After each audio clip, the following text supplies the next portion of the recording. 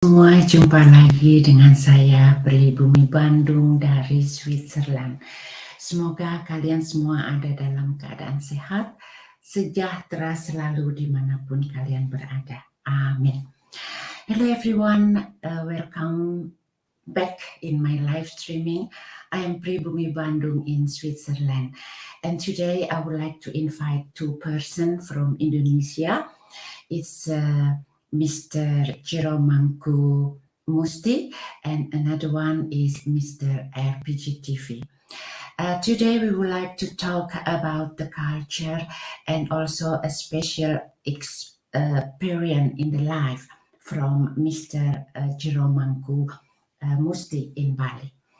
Nah, sahabat tercinta, pada kesempatan saat ini saya ingin mengundang dua orang sahabat ya. Yang pertama adalah Bapak Mangku Jero Musti dari Bali, dan yang kedua adalah Abah RPG TV dari Jawa Barat. Mereka akan berbincang-bincang dengan saya mengenai budaya dan juga mengenai pengalaman hidup ya, terutama yang terjadi menimpa Bapak Jeromangku Musti di Bali ya. Ini sangat menarik sekali. Sebelum saya mengundang Bapak Mangku Jeroknya, saya ingin mengucapkan terima kasih kepada semua sahabat yang sudah datang, yang sudah hadir menunggu ya, untuk Vina Rio Diary. Terima kasih sayang. Dan juga untuk CB Plur Channel dari Jombang, terima kasih ya untuk kehadirannya. Sementara untuk teman-teman lain ya yang sudah mengikuti acara ini namun tidak berkomen juga, saya mengucapkan terima kasih, dan kita akan saya akan segera mengirimkan linknya. Pertama-tama saya akan mengundang Bapak Mangku Jero Musti dari Bali ya. Semoga beliau sudah ada di sini ya, Pak Mangku. Sebentar saya kirim linknya ya untuk Pak Jero.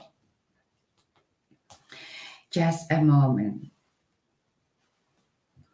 Ibu Tuti Hawati dari Bandung juga terima kasih ya sudah datang Ibu Tuti.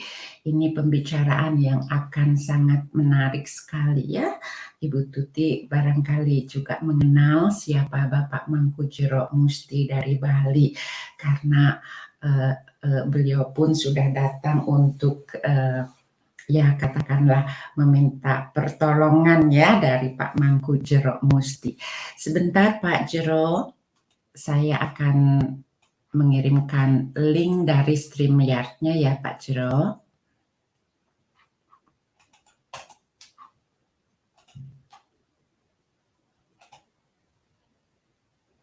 Oke. Barangkali sekarang sudah bisa diklik nih Pak Jero, monggo. Sudah ada StreamYard linknya. So everyone, again, thank you very much for joining me today here. I am Pribumi Bandung in Switzerland, and today we would like to talk about Bali Island and also West Java culture. Yeah, at the moment I will invite Pak Mangku Jero Musti. Pak, silakan ya.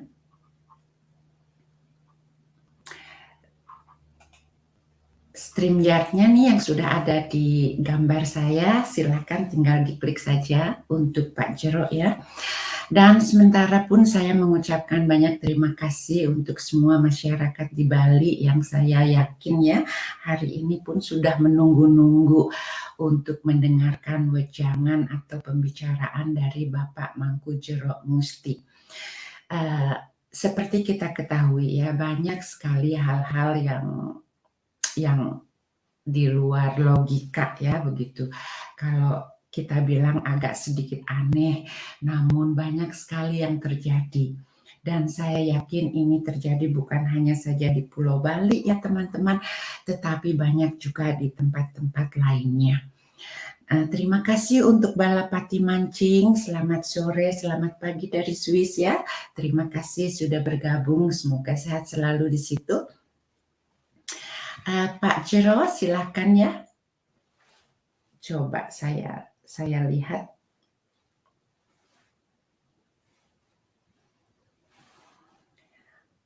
Oke, Pak Jero. Oke, dan yang salah satu sahabat juga ya Bapak RPG TV dari Jawa Barat. Beliau pun akan mengemukakan ya tentang kebudayaan yang berada di daerah Jawa Barat.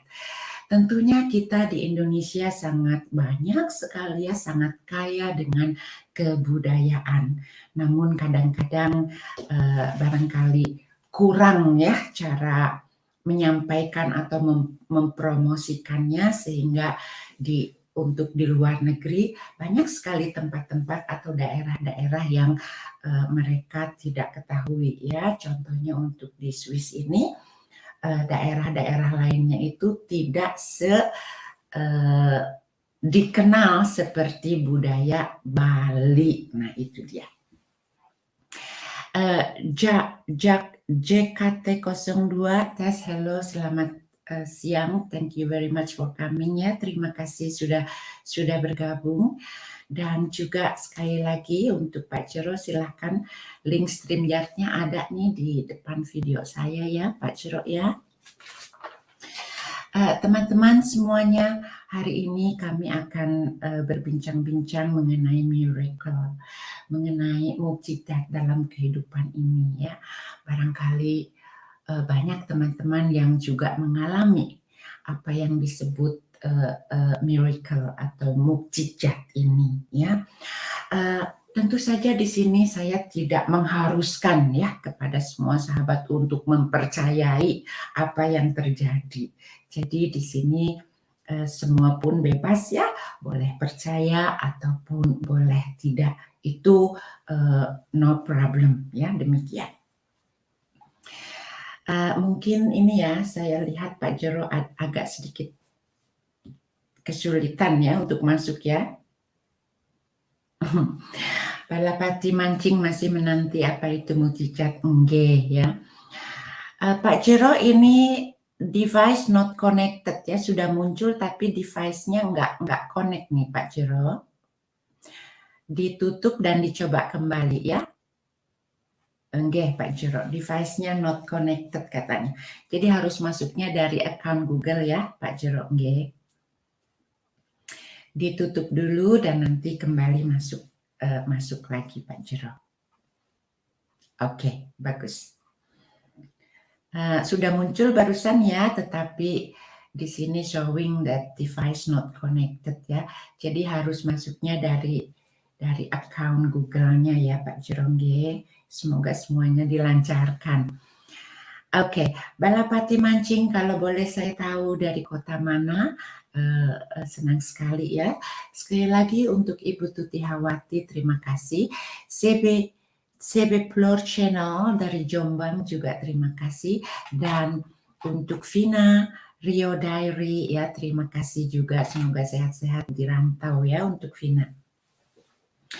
Well everyone, in this time I'm still waiting for Mr. Jeromangku Musti from Bali ya, to get connect. And untuk semua sahabat yang berada di Bali yang sudah hadir di sini ya, mohon kesabarannya. Saya masih mencoba untuk membuat koneksinya kepada Pak Jero.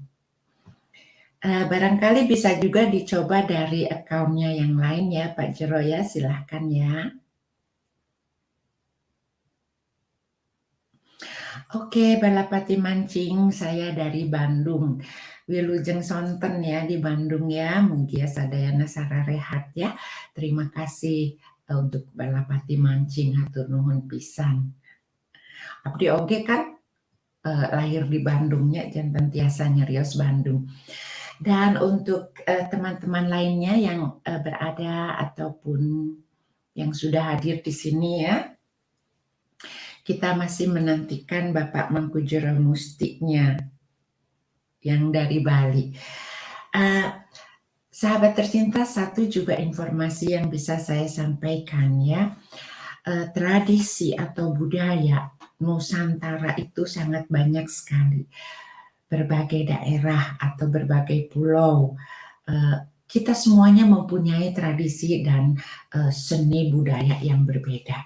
Nah, tidak ada salahnya juga ya pada kesempatan ini, selain kita mendengarkan apa yang terjadi atau menimpa di kehidupan Pak Mangkujero Musti dari Bali, kita pun bisa sharing ya untuk apa yang terjadi atau untuk apa yang kita ketahui mengenai seni tradisi budaya Nusantara. Made Swastika, Om Swastiastu, selamat sore dari Balingge. Matur suksama sudah hadir. Terima kasih. Lina and the Nature juga selamat sore di situ ya. Selamat pagi di sini Lina sayang, terima kasih. It's okay masih bekerja, selamat bekerja Lina ya. Untuk Made Swastika, mohon kesabarannya ya. Ini saya sedang menghubungkan dengan Pak Mangkujero. Pak Jero, coba saya kirim lagi ya link StreamYard-nya.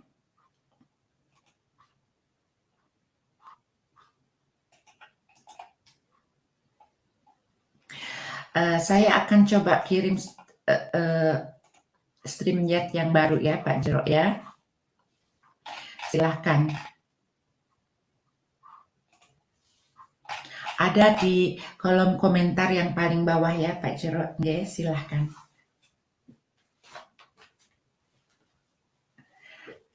Terima kasih ya Linda ya, selamat bekerja, tidak apa-apa.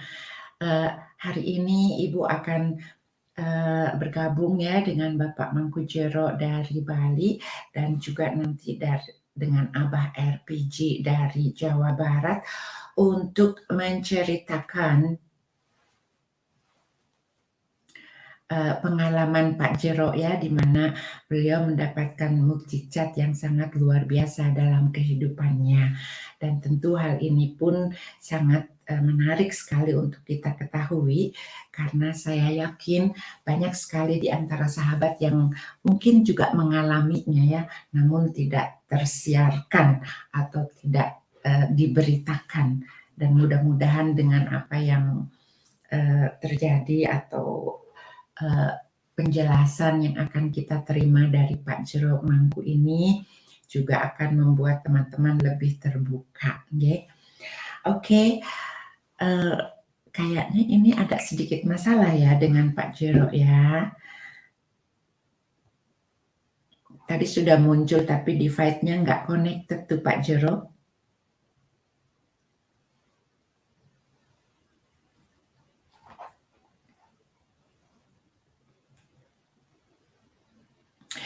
Also, they will need to connect their microphone before you can add them. Jadi mikrofonnya tuh, Pak Jero, mikrofonnya ya di sini tertulis.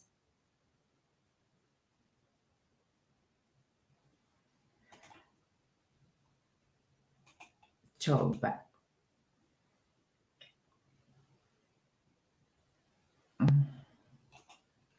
Nggak bisa nih Pak Jero nih, mikrofonnya Pak Jero mungkin agak sedikit dinyalakan ya, jangan di mute, jangan disembunyikan. They will need to connect their microphone before you can add them to stream. Jadi di sini petunjuknya mohon mikrofonnya katanya dinyalakan, jadi mungkin itu settingannya di mute ya Pak Jero.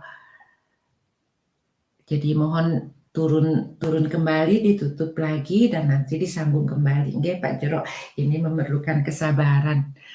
Oke, thank you very much. Bagus Gaden, saya Ide Bagus dari Bromo Tengger hadir. Om Swastiastu, terima kasih sudah hadir ya, untuk Pak Bagus Gaden. Terima kasih banyak, semoga sehat selalu di situ. Mohon maaf ya teman-teman, ini ada sedikit keterlambatan untuk koneksi dengan Bapak Mangkujero Musti dari Bali yang kita sudah tunggu-tunggu nih. Oh, something wrong ya. Nggak bisa masuk nih Pak Jeroknya. Mungkin bisa dipakai dengan handphone yang kemarin itu loh Pak Jero. Karena beberapa minggu lalu saya pun mengadakan live streaming bersama Pak Jero Mangkumusti dari Bali. Ya, everything okay. Tapi nggak bisa nih. What happened ya? Sri Das Ria, hello, terima kasih sudah bergabung adik Sri ya.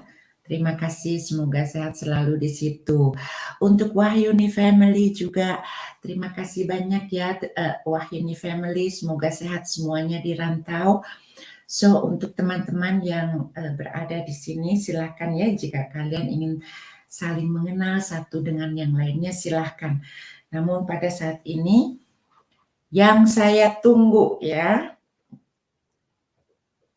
Pak Mangku Jeroknya ini agak sedikit kesulitan untuk masuk karena device not connected.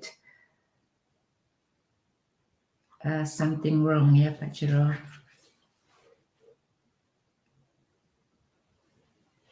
Saya coba. Oke, jangan lupa untuk. Oh my God, nggak bisa nih Pak Jerok.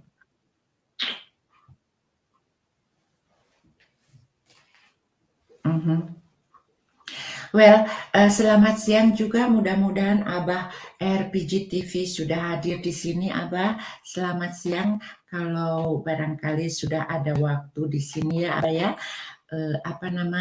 Sambil kita menunggu koneksi dari Bapak Mangku Jero Musti di Bali, saya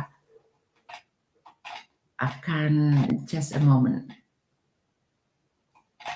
Saya akan kirimkan kembali ya linknya ya.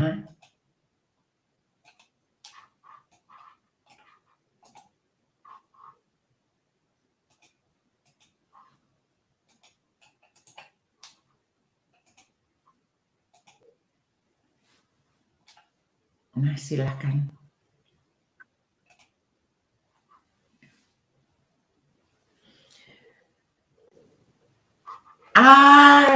My God, sekarang Pak Mangkunya sudah hadir.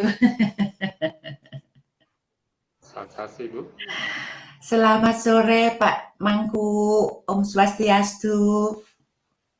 Om Swastiastu Ibu Dewi, ini mohon maaf ini.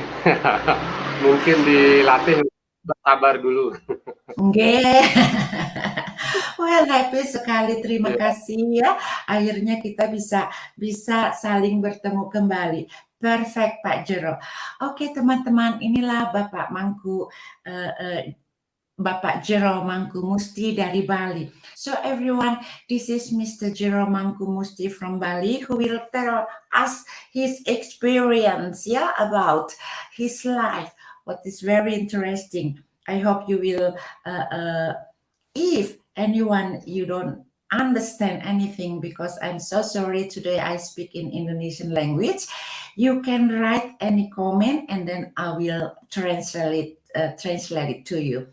So teman-teman, inilah Bapak Mangku. Silakan Pak Mangku, kita sapa dulu semua sahabat yang sudah ada di sini. Monggo. Iya, baik Ibu. Selamat sore Ibu Dewi, semoga kita semua dikasih kesehatan dan kedamaian. Begitu pula kepada audiens, teman-teman, sahabat, dan keluarga yang menyimak dan menonton acara ini, semoga juga sehat lahir dan batin. Amin. Ya. Astungkara, terima kasih. Lanjut. Iya. Sangat berbahagia sekali Pak Jero lagi bertemu bersama Ibu Dewi, meskipun tadi ada sedikit waktu yang mungkin harus ditunda karena dilatih untuk belajar kesabaran. Iya, ya itu hal yang normal ya. Kadang-kadang kalau kita anyway jarak jauh Pak Jero, kita masih bersyukur dan berterima kasih. Akhirnya walaupun beberapa menit kita agak sedikit kurang cepat ya karena koneksinya, tapi puji Tuhan, Astungkara sekarang kita ada di sini. Thank you. Sebelum kita berlanjut, sudah ada audiens di sini ya dari berbagai negara ya. Bless Michelle dari Hong Kong, hello, thank you very much for coming. Wahyuni family juga ada yang dari Malaysia, Hong Kong, Taiwan, Indonesia, and some other country. Mohon maaf ya kalau saya tidak bisa membacakan semuanya, mohon maaf ya. Tapi nanti saya akan cek satu lagi. Also Pak Jero, Iya, untuk Ibu, baik. semua sahabat yang berada di Bali ya, kalian sudah menunggu-nunggu untuk kedatangannya Bapak Manggut Jero Musti ini. Dan pada kesempatan ini ya Pak Jero, seperti judulnya adalah Miracle in Life, mukjizat dalam kehidupan. Dan yang saya pernah dengar atau pernah tahu, ini menimpa kepada Pak Jero sendiri. Yang kalau tidak salah ya, mohon maaf, Pak Jero malah sempat meninggal dunia begitu, lantas diberi kehidupan kembali. Demikian, bukan Pak Jero? Baik, Ibu, benar. Ya, nah ini kan hal yang sangat menarik Pak Jero. Saya akan sangat gembira jika Pak Jero menceritakan ya pengalaman kejadian yang membuat saya merinding ini. Iya. Pertama-tama saya ucapkan banyak terima kasih atas waktu, ruang, dan waktunya. Tetapi Bapak Jero tidak istilahnya mempromosikan apa yang terjadi dalam diri Pak Jero, maka sesuai dengan yang disampaikan tadi bahwa mujizat in my life itu sebenarnya anugerah dari Sang Maha Pencipta. Jadi latar belakang ataupun pengalaman hidup dulu yang Pak Jero sampaikan, mungkin Pak Jero sampaikan yang dari masih kecil dulu, tapi Pak Jero akan ceritakan poinnya saja, masa kecil, masa remaja, masa tua sekarang ini. Ya. Pak Jero sebenarnya dari dulu terus terang ini kembali menceritakan, jangan dianggap bahwa ini adalah masalah yang sedih. Mohon maaf kepada semua yang mendengarkan, audien, jangan ikut hanyut dengan pengalaman Bapak Jero seperti begini. Mohon maaf sekali. Pak Jero sebenarnya dari kecil itu dari belum sekolah, mempunyai orang tua yang tidak begitu mempunyai apapun karena begitu miskinnya dan tidak mempunyai materialitas. Maka dari itu Pak Jero sebelum sekolah di SD, sering sekali Pak Jero bermain di suatu tempat yang dibilang sekarang itu sangat angker, mungkin apakah itu kuburan atau setre. Itu suka sekali ke sana, di tempat yang seperti itu. Yaitu mulai dari kelas 1 SD, itu sudah sering sekali ke kuburan, karena ke kuburan itu bukan Pak Jero mencari sesuatu yang magis atau mungkin yang serem-serem, tidak. Tetapi itu dikarenakan orang tua Bapak Jero itu tidak mempunyai apa-apa, untuk makan pun susah, apalagi untuk beli pakaian gitu. Nah, akhirnya untuk menopang kehidupan waktu masa kecil Pak Jeronya itu sendiri ke kuburan, karena setiap ada orang meninggal pasti sudah membawa upacara atau upakara yang ada buah-buahannya, yang ada panennya, yang ada nasinya. Justru Pak Jero karena waktu masih kecil itu melihat ketika orang yang mempunyai acara itu atau orang yang punya duka itu sudah pulang, sepi di kuburan, Pak Jero datang ke sana untuk mendapatkan makanan dan beberapa buah-buahan yang perlu Pak Jero inginkan. Karena untuk membeli itu susah dan tidak punya apa-apa. Itu pun sendirian. Nah, hal seperti itu terjadi sampai tempat juga tidur di samping-samping kuburan atau orang-orang yang meninggal yang ditanam di sana. Meskipun itu baru ditanam 3 harinya, 2 hari, Pak Jero biasa saja menghadapi itu. Karena sakingnya tidak punya apa-apa. Entah dari mana yang menyuruh Pak Jero masih kecil itu ya sudah datang aja ke sana.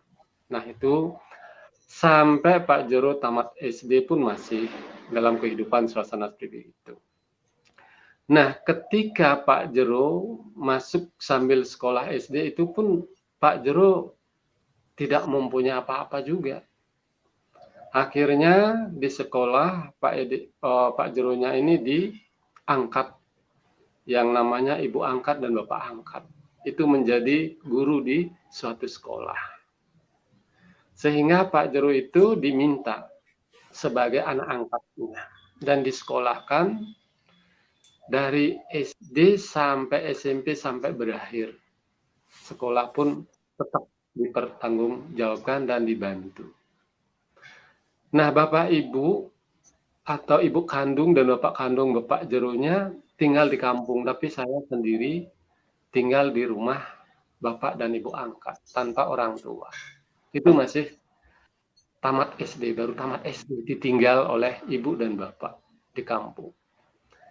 Dari di sana Pak Jero itu berpacu untuk belajar supaya bisa satu lembar kertas yang namanya ijazah itu bisa untuk dipakai mencari suatu penghidupan yang layak nanti ke depannya. Begitu punya komitmen pada saat akan memulai masuknya ke tingkat SMP.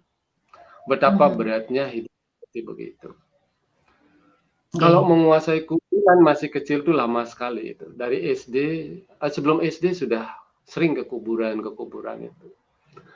Dan ketemu ada salah satu orang tua yang memberikan kata-kata tidak boleh makan seperti itu karena itu akan tidak diajak bersaudara nanti ke depan. Sampai seperti itu dikasih tahu.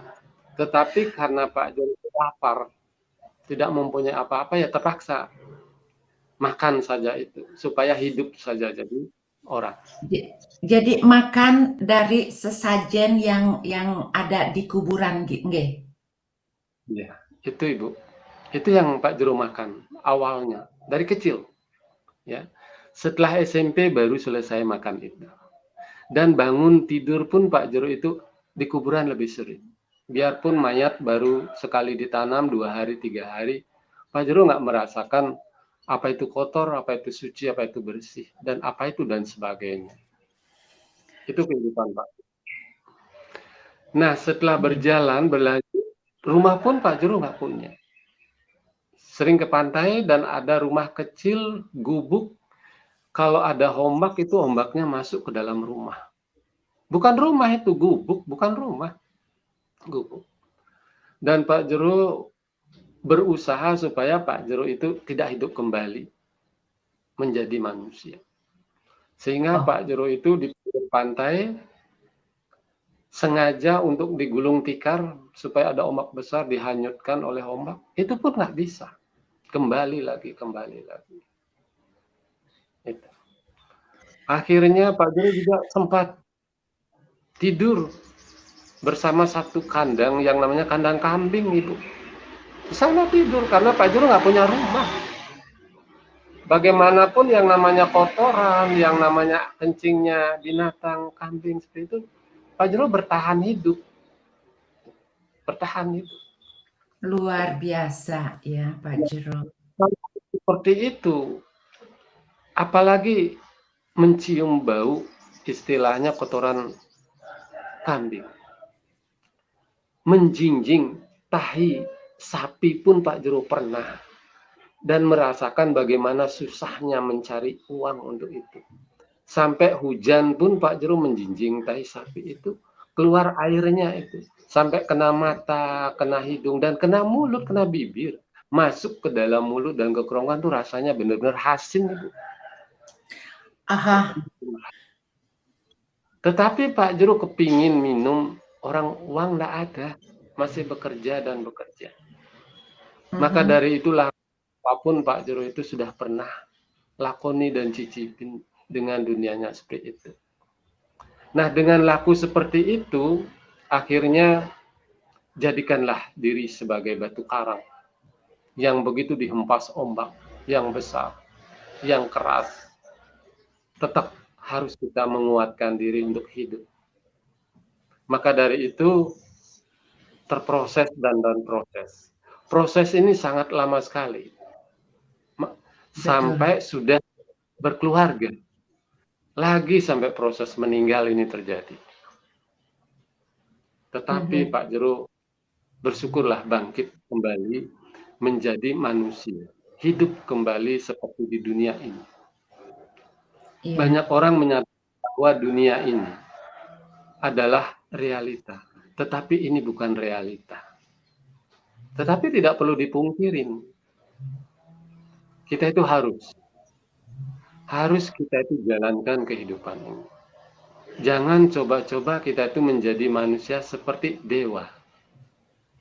Jangan coba kita itu jadi manusia seperti Tuhan, tahu segalanya.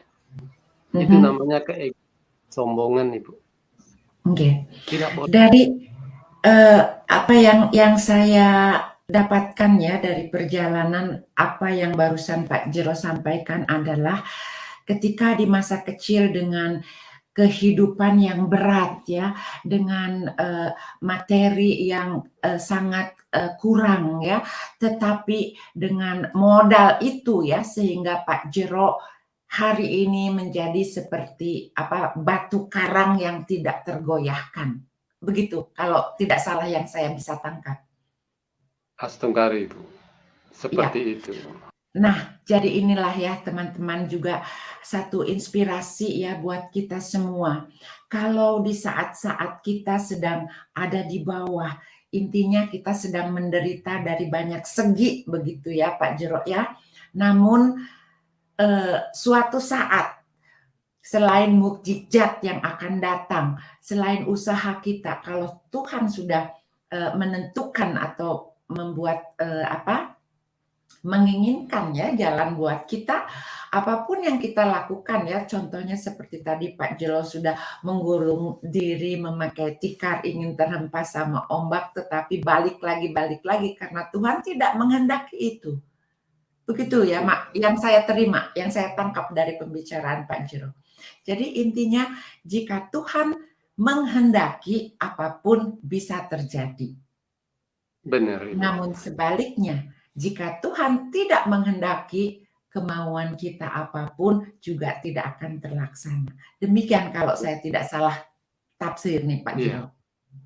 Oke. Well, ini juga membuat semangat ya buat kita semua. Jika kita mendapatkan sesuatu yang kesulitan, yang kita sedang berada di poin paling bawah, mudah-mudahan cahaya ya akan membuat kita bangun kembali dan menjadi sebuah batu karang seperti Bapak Mangku Jero Musti ini. Nah, silakan Pak Jero dilanjutkan kembali setelah itu ceritanya. Bagaimana sih Pak Jero sampai mengalami kematian ya, ini yang sangat gitu ya Pak Jero ya, kalau mendengar logika begitu saja, banyak ya kalau di rumah sakit orang yang dibilangnya mati suri atau mendapatkan koma, demikian ya Pak Jero ya. Itu juga ada. Namun ini kan terjadi di depan orang yang ada di depan saya gitu loh Pak Jero. Kalau dengar berita lain dari berita-berita lain yaitu saya suka mendengar ya, tapi alangkah interesting ini. Saya bisa mendengar langsung dan sahabat semua ya yang di bawah juga bisa mendengar langsung pengalaman Pak Jero yang juga mengalami hal seperti itu. Silahkan Pak Jero, silahkan. Baik Ibu, ini tak lanjutin pengalaman Pak Jeronya. Sudah dari kecil supaya biar meninggal, biar mati, mendapatkan kematian, toh juga tidak bisa. Tetapi ketika sudah Pak Jero masuk ke dalam ranah berkeluarga, punya anak 2, yang masih begitu berumur sekitar 1 tahun dan 2 tahun, itu masih kecil-kecil. Disinilah ketemu misteri yang membuat Pak Jero misterius. Artinya, mujizat itu ada karena beliau yang memberikan proses tersebut. Maka dari itu, untuk mencari hasil yang matang, pasti prosesnya yang panjang. Betul. Tetapi kalau hanya instan, ingin cepat jadi, sama seperti buah. Ketika kepingin biar buah itu cepat matang, kita pakai karbit. Itu pun rasanya tidak lezat dan tidak mengenakan. Berbeda dengan yang buah matang dari pohon. Kalau buah matang dari pohon, misalnya pisang, matang dari pohonnya itu pun prosesnya lama, tapi harus bersabar pula untuk menunggunya, supaya kalau kita tertarik dengan buah itu dan ingin memakannya, itu rasanya pun sangat berbeda. Oke, betul sekali. Ya. Betul. Jadi itu tidak menginginkan menjadi orang yang disebut spiritualitas atau orang yang kepingin jadi balian, dukun, seni atau pergina, itu bukan menjadi suatu harapan secara skalanya. Tetapi ketika Pak Jero menjalankan tugas secara realita yang masih mengejar materialitas, berapa banyak uang dan dolar yang didapat dalam pelayanan untuk tamu-tamu asing. Itu pun percis seperti es. Ketika kita memegang es yang masih beku itu, mencair entah kemana aliran es itu. Begitu juga hasil yang didapat. Betapa gagahnya Pak Jero waktu dulu penampilannya saja. Tetapi masih ngekos dalam satu kamar. Yang nasi kompor tikar ada di kamar itu. Tidur di bawah tanpa ada tikar, tanpa ada matras, bayangin. Tetapi penampilan dan kerja Pak Jero jadi guide pemandu wisata itu mungkin orang-orang atau mereka melihat Pak Jero banyak uang, banyak duit, dan wah, minimal lah punya tempat tinggal. Pasti begitu pemikiran mereka. Tapi Pak Jero benar tidak apa-apa. Di sanalah merasakan pertanyaan ke dalam diri Pak Jero. Kenapa saya harus seperti ini? Saya tidak mau kelihatan gagah di luar. Di luarnya saja gitu. Tetapi, loh ya Pak Jero. Iya. Tetapi di dalam itu nggak ada apa-apa gitu. Seperti nggak berarti. Tapi Pak Jero pada saat itu karena belum dikasih jalan seperti ini, mungkin belum mengalami pemahaman dan penghayatan, hanya mengerti hidup gitu. Mengerti hidup tapi tidak paham dan tidak menghayati. Nah, pada saat itulah Pak Jero itu memohon supaya mati saja. Nanti di dalam dunia kematian mungkin bisa membantu keluarga, anak-anak untuk menjadi kaya atau berubah hidupnya. Oh my God, ini wishnya apa lain daripada yang lain gitu loh Pak Jero. Ya begitulah unik pola pikir Pak Jeronya gitu. Bukan berarti menyesal. Bukan menyesal, bukan sedih. Pak Jero bukan sakit, tidak. Bayangin saja masih punya pekerjaan jadi guide kan menghasilkan itu. Tapi keseimbangan itu. Panggilan batin Pak Jero inginnya begitu gitu ya. Ada sesuatu yang enggak, inginnya seperti itu. Iya. Bukan sedih, bukan gimana, bukan kesel gitu. Karena pekerjaan bagus kan begitu. Terus gampang mencari dolar. Kenapa kok pingin seperti itu gitu? Ini dah yang belum ada jawabannya. Akhirnya Tuhan atau Sang Maha Pencipta memberikan. Karena beliau ya memang benar-benar Maha Pengasih dan Maha Penyayang. Terjadilah kematian seperti apa yang sudah diceritakan pada komunikasi yang pertama bersama Ibu. Betul. Nah, perjalanan itu akhirnya Pak Jero bangkit kembali. Mungkin nanti para audien, teman-teman sahabat yang mendengarkan ini kan ada di sana bola api tersiram air, kan sudah diceritakan di sana. Ya, seperti itu. Nah, ini Pak Jero kan bahwa apapun di dunia ini jangan pernah kita sombong dan ego. Jangan pernah, nggak boleh. Seolah-olah manusia itu Tuhan tahu segalanya kok. manusia yang menuturkan perjalanan Tuhan gitu loh. Itu kadang-kadang lucu gitu. Yeah. Terus membicarakan masalah surga dan neraka. Aduh, ini Pak Juru kalau memang tahu surga dan nerakanya di sana, siapa yang tahu surga, Pak Juru ikut deh ke sana. Bawa kunci surga ke sana biar tahu buka tutup surganya kan begitu. Tapi kenyataannya itu Ibu, kita itu di sana nggak ada yang kenal mengenal.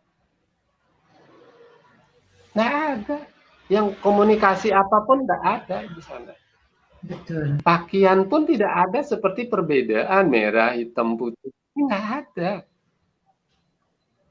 Yang Pak Juru temukan di sana itu selama 12 jam, kalau kuliah di dunia sini 1 jam berbanding setahun Ibu waktunya.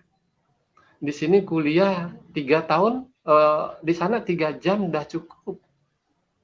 Maka Betul. dengan 12 jam melepaskan tubuh ini, di sana 12 jam, itu 12 tahun belajarnya.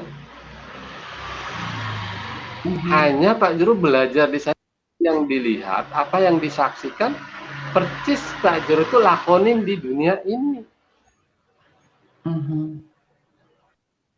Makanya Pak Juru nggak tahu tentang Tuhan gimana, nggak tahu. Tetapi apa yang Pak Juru lihat di sana, apa yang Pak Juru temukan di sana, ya percisnya seperti itulah Pak Juru di sini melakukan tugas dan pelayanan. Gitu. Nah, di sini banyak yang disebutkan bahwa sumber-sumber sastra, buku lontar-lontar. Waduh, Pak Juru bingung dia. Sampai Pak Juru menggali ke dunia akademis, lontar-lontar banyak ketemu. Di mana letaknya lontar yang paling hebat itu?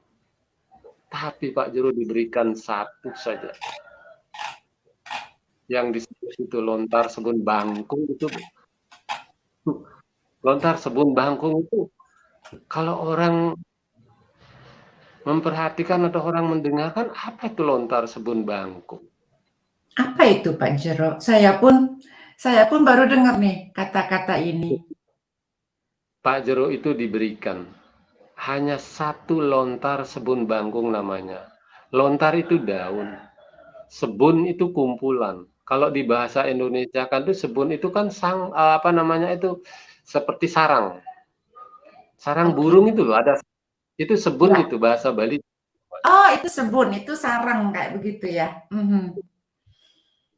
Sedangkan bangkung itu sama dengan babi. Nah, terbayang kan Bu? Babi itu kan? Tapi bahasa Balinya disebut bangkung. Ya.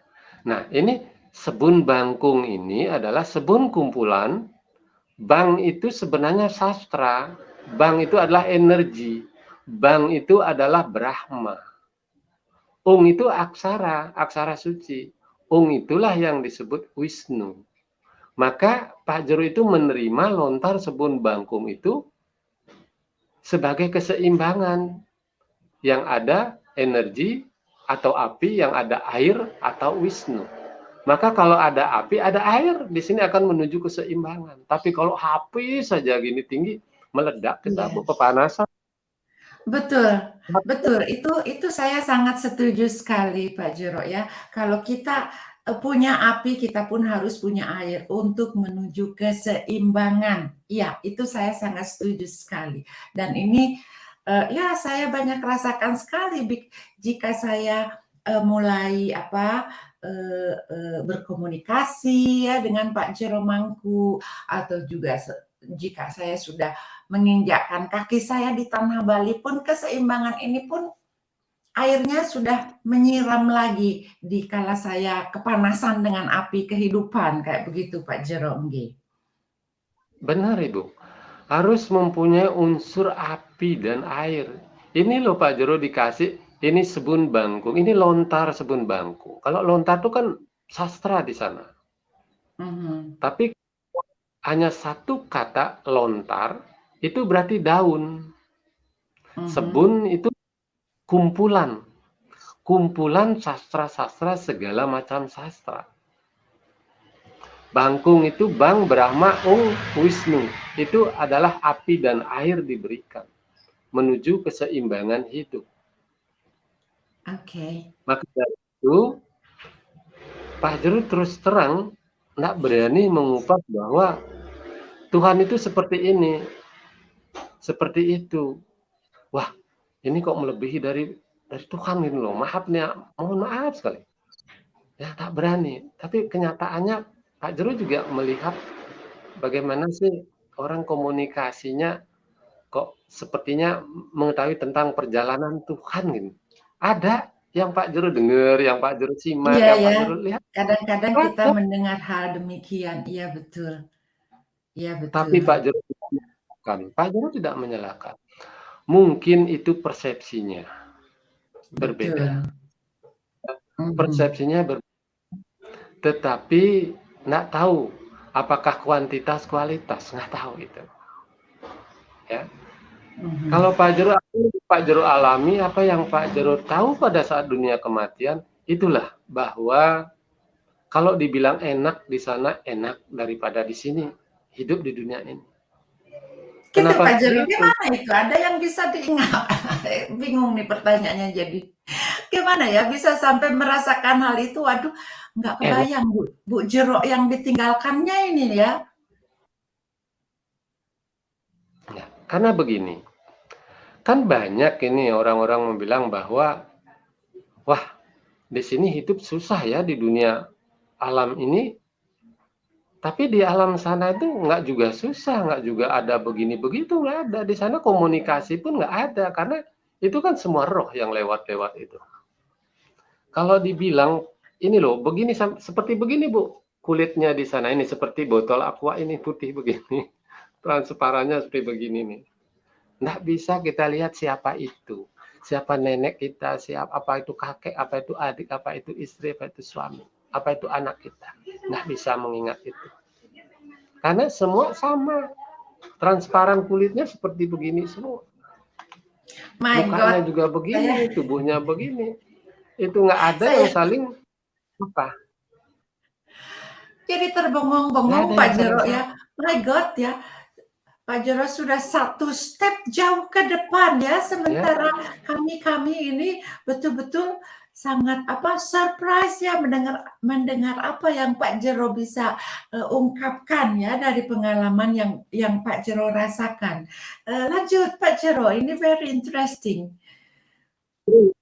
oh nggak berbohong ini, nggak berbohong. Dunia kematian. Coba, 10.000 orang sekarang kumpul. Pertanyaan Pak Juru, siapa suka atau mau meninggal atau mati hari ini? Paling takut itu, karena masih suka dengan keenakan di sini. Mungkin karena jabatan, karena kekayaan materialitas, karena spiritualnya mungkin sedang-sedang mapan, mungkin kan begitu. Tapi Pak Juru Betul. enggak. Orang kumpul, kalau ada penanya siapa yang mau meninggal hari ini? Pak Juru dah hancurkan tangan dah, Pak Juru aja sudah. Pak Juru aja mau gitu. Tapi dari segi lain nih Pak Jero ya, dari segi lain kalau boleh saya bertanya. Memang kalau soal umur kita meninggal atau tidak itu juga sudah ada yang menentukan ya itu Tuhan, kalau Tuhan sudah memanggil kita ya mau diapakan lagi. Namun kalau kita meminta ya seperti yang Pak Jero lakukan, apakah di saat itu Pak Jero tidak memikirkan, wah bagaimana nih anak istri yang saya tinggalkan? Sehingga Pak Jero ada rasa takut atau bagaimana gitu, karena kalau pikir ke sana gitu loh Pak Jero. Gimana nih? Ini bagus sekali pertanyaan Ibu ini. Begini Bu, Pak Jero tidak pernah dan lagi memikirkan hal itu. Karena justru semua ini permainan hidup manusia. Ya, Pak Jero terus kapan saja, di mana saja, saat bagaimanapun, saat bahagia pun itu sudah enggak apa-apa itu. Kalau di Tapi sini tuh Bu, terus terang ya, mau cari makan aja harus kerja dulu lah, ngumpulin uang baru bisa makan, kan begitu. Mau piknik kerja dulu ngumpulin uang baru bisa makan, baru bisa piknik. Tapi kalau di sana apa yang dipikirkan itu terjadi. Mau makan nasi goreng itu hanya pikiran, di sana rohnya. Kok ada datang, siapa yang membawain, sudah datang. Mau makan baru berpikir makan, sudah habis makanan itu. Itu yang disebut manik sekecap, istilahnya itu di sana. Kalau di sini, di dunia ini nggak bisa seperti itu, ya harus bekerja. Harus berdoa, bekerja, itu kan harapan-harapan semua. Tapi Pak Jero sadar, tidak istilahnya itu menyepelekan ini, menyepelekan itu. Pak Jero berjalan seperti air, dah jalanin saja itu kan. Janganlah membahas tentang surga neraka. Banyak membahas tentang surga neraka, jadi orang-orang ketakutan itu. Iya. Karena itu kan masih ada karma, Bu. Ada karma. Kita tuh percaya enggak? Kita tuh beribu-ribu kali lahir. Ya, kita beribu-ribu kali lahir dan kita enggak. Pak Jero ini sekarang komunikasi sama Ibu, ketemu di media, kadang-kadang ketemu secara realita. Itu siapa sih yang menemukan itu? Itu kan karma, ruang dan waktunya. Apakah pernahkah Pak Jero dulu berhutang sama Ibu atau Ibu berhutang sama Pak Jeronya? Kan kita nggak tahu, tetapi ya Nggak jelas tahu. pasti Nggak ada. tahu. Karena beribu-ribu kali Pak Jero dapat ke sana, jadinya Pak Jero paham gitu loh, bukan mengerti lagi, paham. Jadi Pak Jero yang punya utang sama Ibu Dewi atau Bu Dewi yang punya juga utang kepada Pak Jero, sehingga saling bayar-membayar di sini dengan komunikasi spiritual, komunikasi materialitas, komunikasi pengalaman-pengalaman hidup. Ini kan saling mengisi. Inilah ruang dan waktu yang menentukan kita. Bukan berarti Ruang suatu dan waktu kebetulan, ya. tidak. Betul ya. Kalau simpelnya nih Pak Jero, simpelnya ya kadang-kadang kalau bicara apa yang kurang mendalam ya masalah spiritualnya seperti saya seperti kayak gitu ya Pak Jero, mungkin mau dengan bahasa yang agak simpel. Kan sebelumnya kita tidak pernah tahu ya, tidak pernah tahu. Saya tidak tahu Pak Jero pun tidak tahu saya. Namun ada sesuatu karma di mana kita yang saya dapat atau Pak Jero dapat sehingga kita bisa dipertemukan dengan situasi yang baik. Demikian. Ya, itu Maksudnya seperti itu. demikian. Maksud seperti itu, memang pas seperti itu. Ada ruang dan waktu nantinya setiap manusia. Pasti akan ketemu ini, ketemu Betul. ini, ketemu ini. Dan ketemu dengan orang jahat pun yang disebut jahat itu sebenarnya itu karmanya mereka. Ya. Jangan kita dalam arti takut dengan orang itu, orang ini. Maka dari itu, senjata sebenarnya yang paling ampuh di dunia ini, senjata yang paling ampuh dalam dunia spiritual, Pak Jero, itu cinta kasih aja itu. Iya.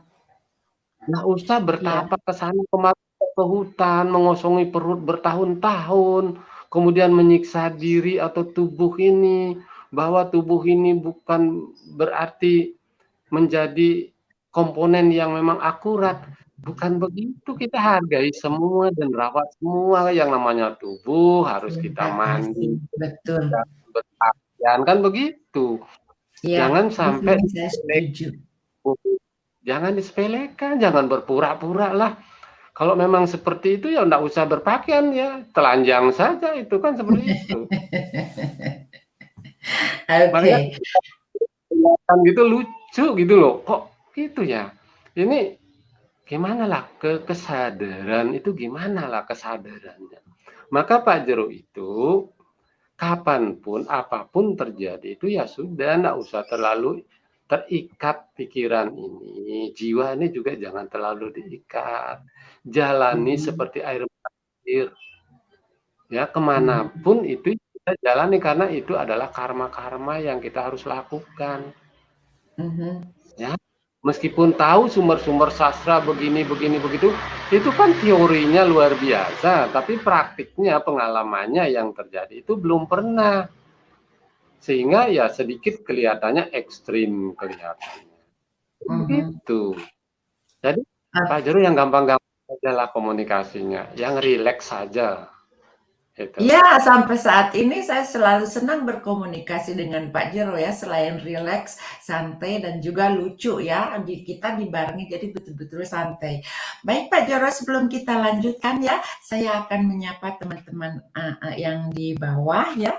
Di sini ada uh, adik Putu Maharani dari Bali, terima kasih, dan dia pun mengucapkan sukses sama Pak Jero, pengalaman hidup yang menginspirasi, sukses selalu nggih ya kata Mbak Putu. Juga tadi ada siapa ya yang di atas, mohon maaf ya kalau saya tidak bisa bacakan semuanya. Ada dari, sudah banyak ini yang dari Bali yang sudah hadir nih Pak Jero ya. Saya katakan, saya melihat dari namanya, Bagus Goden, ide bagus. Juga terima kasih ya Lina and the Nature, Wahyuni. Pokoknya untuk semua yang sudah hadir, saya tidak bisa menyebutkan satu persatu.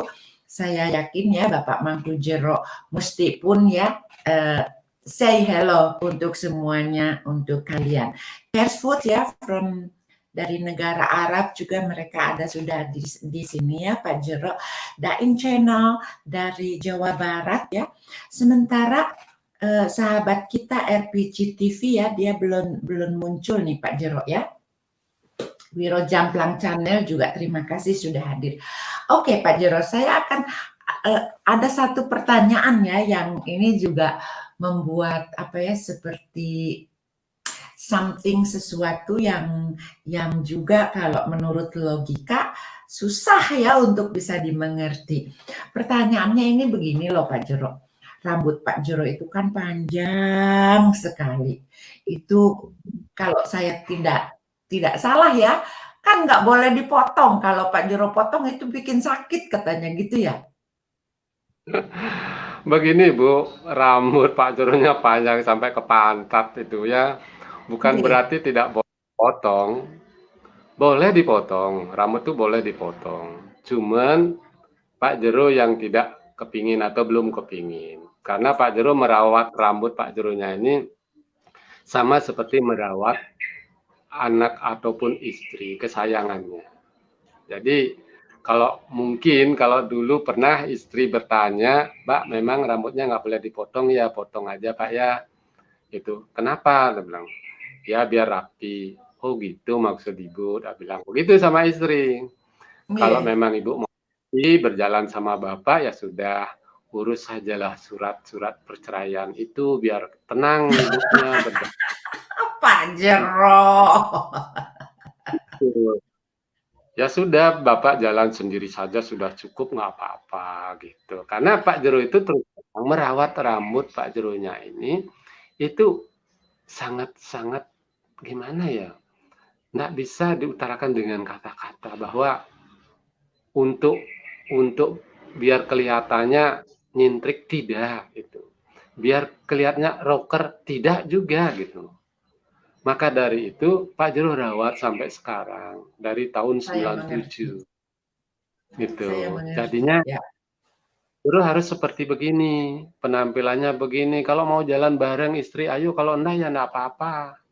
Kalau mungkin bosen mempunyai suami punya gini rambut gini, ya udah urus surat cerai bawa dari rumah semua, bawa itu enggak apa-apa. Jero bawa aja. Jadi maksud saya ini tidak ada something sesuatu dengan apa ya, karena banyak hal-hal yang aneh ya yang terjadi ya, contohnya Pak Jero. Jadi mungkin tidak ada sangkut pautnya jika rambut Pak Jero itu dipotong sehingga membuat Pak Jero apa ya, jadi maksudnya seperti sakit atau membuat Pak Jero ya jadi bagaimana gitu, nggak ada situ. Dulu pernah pengalaman seperti itu, tapi Pak Jero komunikan saja ya biar, tapi kelihatannya kok agak serem gitu, agak magis kedengarannya, tapi Pak Jero bukan magis ya, santai saja, santai. Itu Pak Jero bersisir, terus kan ada beberapa rambut yang Pak Jero ya nggak tahu, hanya dikumpulkan, setelah dikumpulkan ada sedikit rambut, itu istri yang mengambil, nggak tahu juga istri, tapi Pak Jero nggak berani menyalahkan istri. Nah akhirnya rambut itu dibakar sedikit, Hanya karena padahal itu rambut sisa-sisa sisiran, dibakar. Nah, akhirnya sakit lah Pak Jero. Tapi Pak Jero enggak berpikir bahwa itu adalah karena rambut, tidak. Pak Jero Oke. sama istri untuk ke dokter, ke medis gitu loh. Hanya kok enggak sembuh-sembuh, sudah sampai 2 bulan juga enggak juga sembuh, panas terus begitu. Nah, akhirnya Mhm. spesialis juga sudah tak cari seperti itu, enggak juga sembuh. Kenapa sakit ini kan begitu. Nah, akhirnya Mhm. tiba-tiba suatu malam ya yang namanya ada sesuatu connect gitu loh dalam batin, itu Mhm. rambutnya kok gitu, ada yang menyampaikan seperti itu, gitu loh. Dengar oleh Pak Jero itu rambutnya hanya tak tanya sama istri, "Ibu pernah bakar rambut Bapak ya?" "Oh iya Pak." Waduh gitu. Coba itu ambil yang sisa bakarannya itu kemudian cari kelapa gading satu saja. Nanti itu tak pakai melukat karena itu obatnya. Itu sih pemikiran begitu gitu loh. Pemikiran Pak Iya. Jero begitu. Bukan berarti Pak Jero bilang itu puisik, aduh itu terlalu serem lah kelihatannya, kedengarannya ya. Itu Iya iya. santai saja. Itu. Feeling ya, jadi pemikiran yang datang dari Pak Jero. Akhirnya tak cari kelapa yang warnanya kuning itu. Nah, disuruh istri masukkan aja abunya ke sana, terus bawa ke sini Bapak kasih. Nah, akhirnya itu tak pakai menyirami dari kepala sampai muka sampai tubuh semua. Seketika itu kok panasnya hilang gitu loh, demamnya hilang, pusingnya hilang gitu, langsung bisa berjalan. Waktu itu kan Pak Jero tertidur lama sekali itu, nggak bisa bangun, 2 bulanan itu, Bu. Tapi 2 tetap bulan? bangun, iya selama 2 bulan nggak bisa bangun. My Tapi God. tetap Pak Jero itu sembahyang dan berdoa dari tempat tidur gitu loh. Itu nggak pernah lupa itu. Biarpun posisinya terbaring, tertelungkup, tapi tetap ngucapin doa, memohon biar ada Mhm. jalan kesembuhan. Gitu loh. Mhm. Nah pada itu kalau toh meninggal ya enggak apa-apa juga gitu sih, enggak meragukan itu gitu loh. Nah akhirnya kok sembuh gitu loh. Sembuh total sembuhnya tanpa ke dokter, tanpa lagi juga obat ini obat itu loh selama 2 bulan juga proses itu. Nah akhirnya baru mulai ada keyakinan dan kepercayaan bahwa rambut ini harus dirawat, harus dipelihara.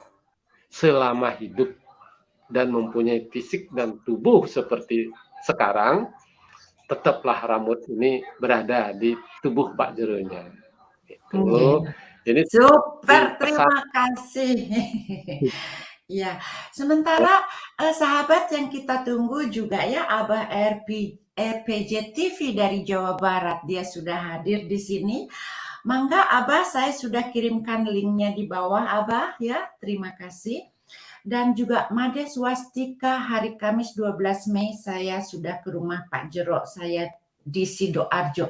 Nah Pak Jero, Pak Made Swastika katanya sudah pernah ke rumah Pak Jero, nggih? Dia juga sekarang hadir di sini. Ya, terima iya. kasih Pak Made, semoga semua sehat selalu ya. Saya akan masukkan sahabat satu kita. Selamat sore Abah RPJ dari Jawa Barat. Hello Abah RPJ. Halo, selamat sore untuk Bunda Primi Bandung, juga untuk Jero Musti. Selamat sore dan mohon Selamat maaf dengan segala hormat sama Bunda, terlambatnya banyak banget ini. Mohon maaf juga.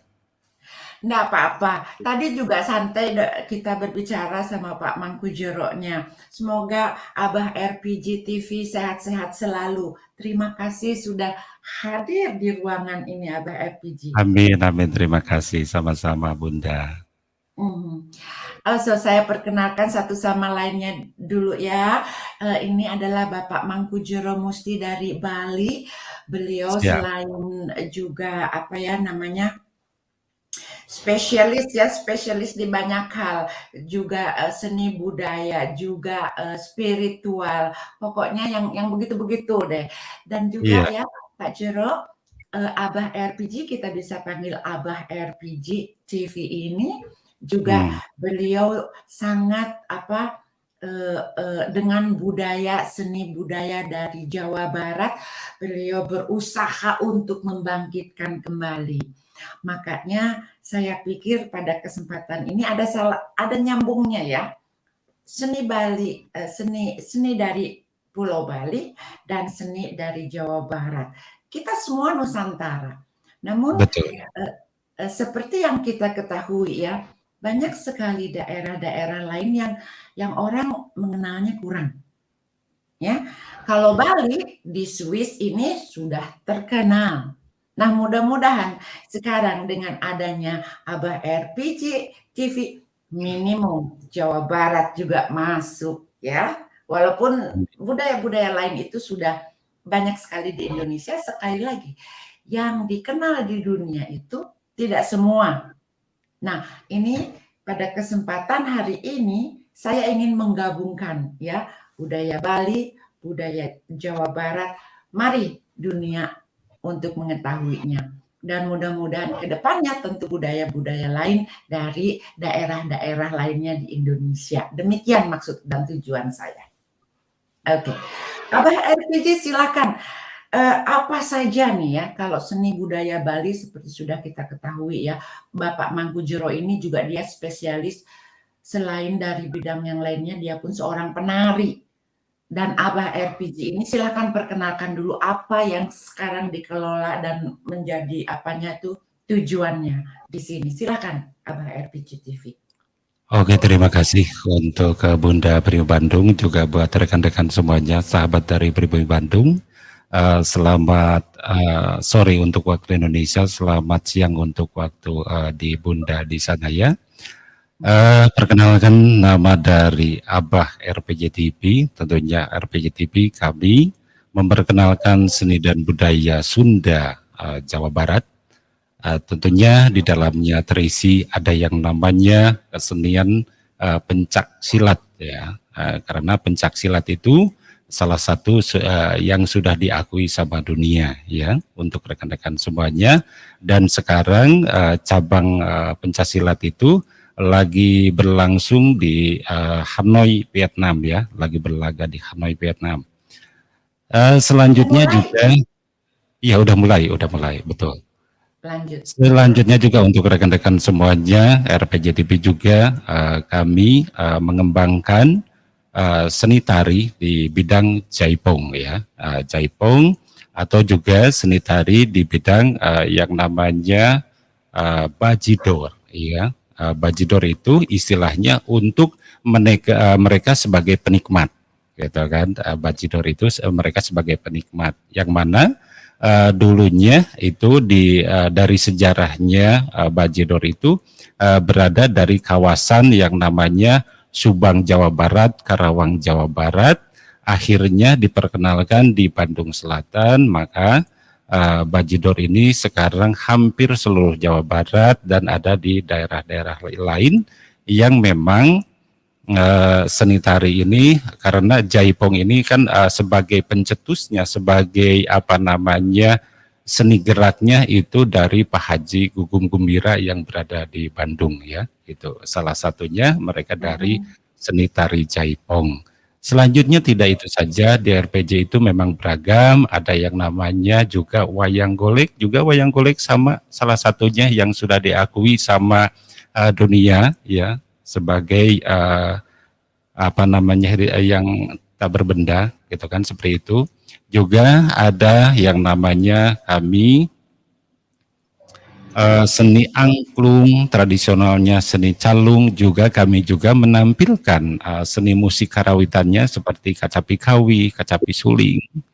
Juga ada kami menampilkan budaya-budayanya, contohnya yaitu hajat solokan ya. Hajat solokan itu ya, yang merupakan budaya kami yang masih kami pertahankan di sekitar padepokan kami, yang mana untuk berterima kasih kepada Tuhan sebagai sumber air sampai saat ini masih subur dan lestari. Ya, itu mereka setahun sekali mengadakan helaran atau adat budaya itu ke mata air tersebut dengan jarak waktu itu Abah langsung mengikuti acaranya sekitar 15 kilo itu. Sekitar 15 kilo dari perkampungan sampai ke sana arak-arakan memakai tadi angklung, angklung buncis tentunya, karena angklung ini sudah mengenal ya, karena angklung itu sudah mendunia ya.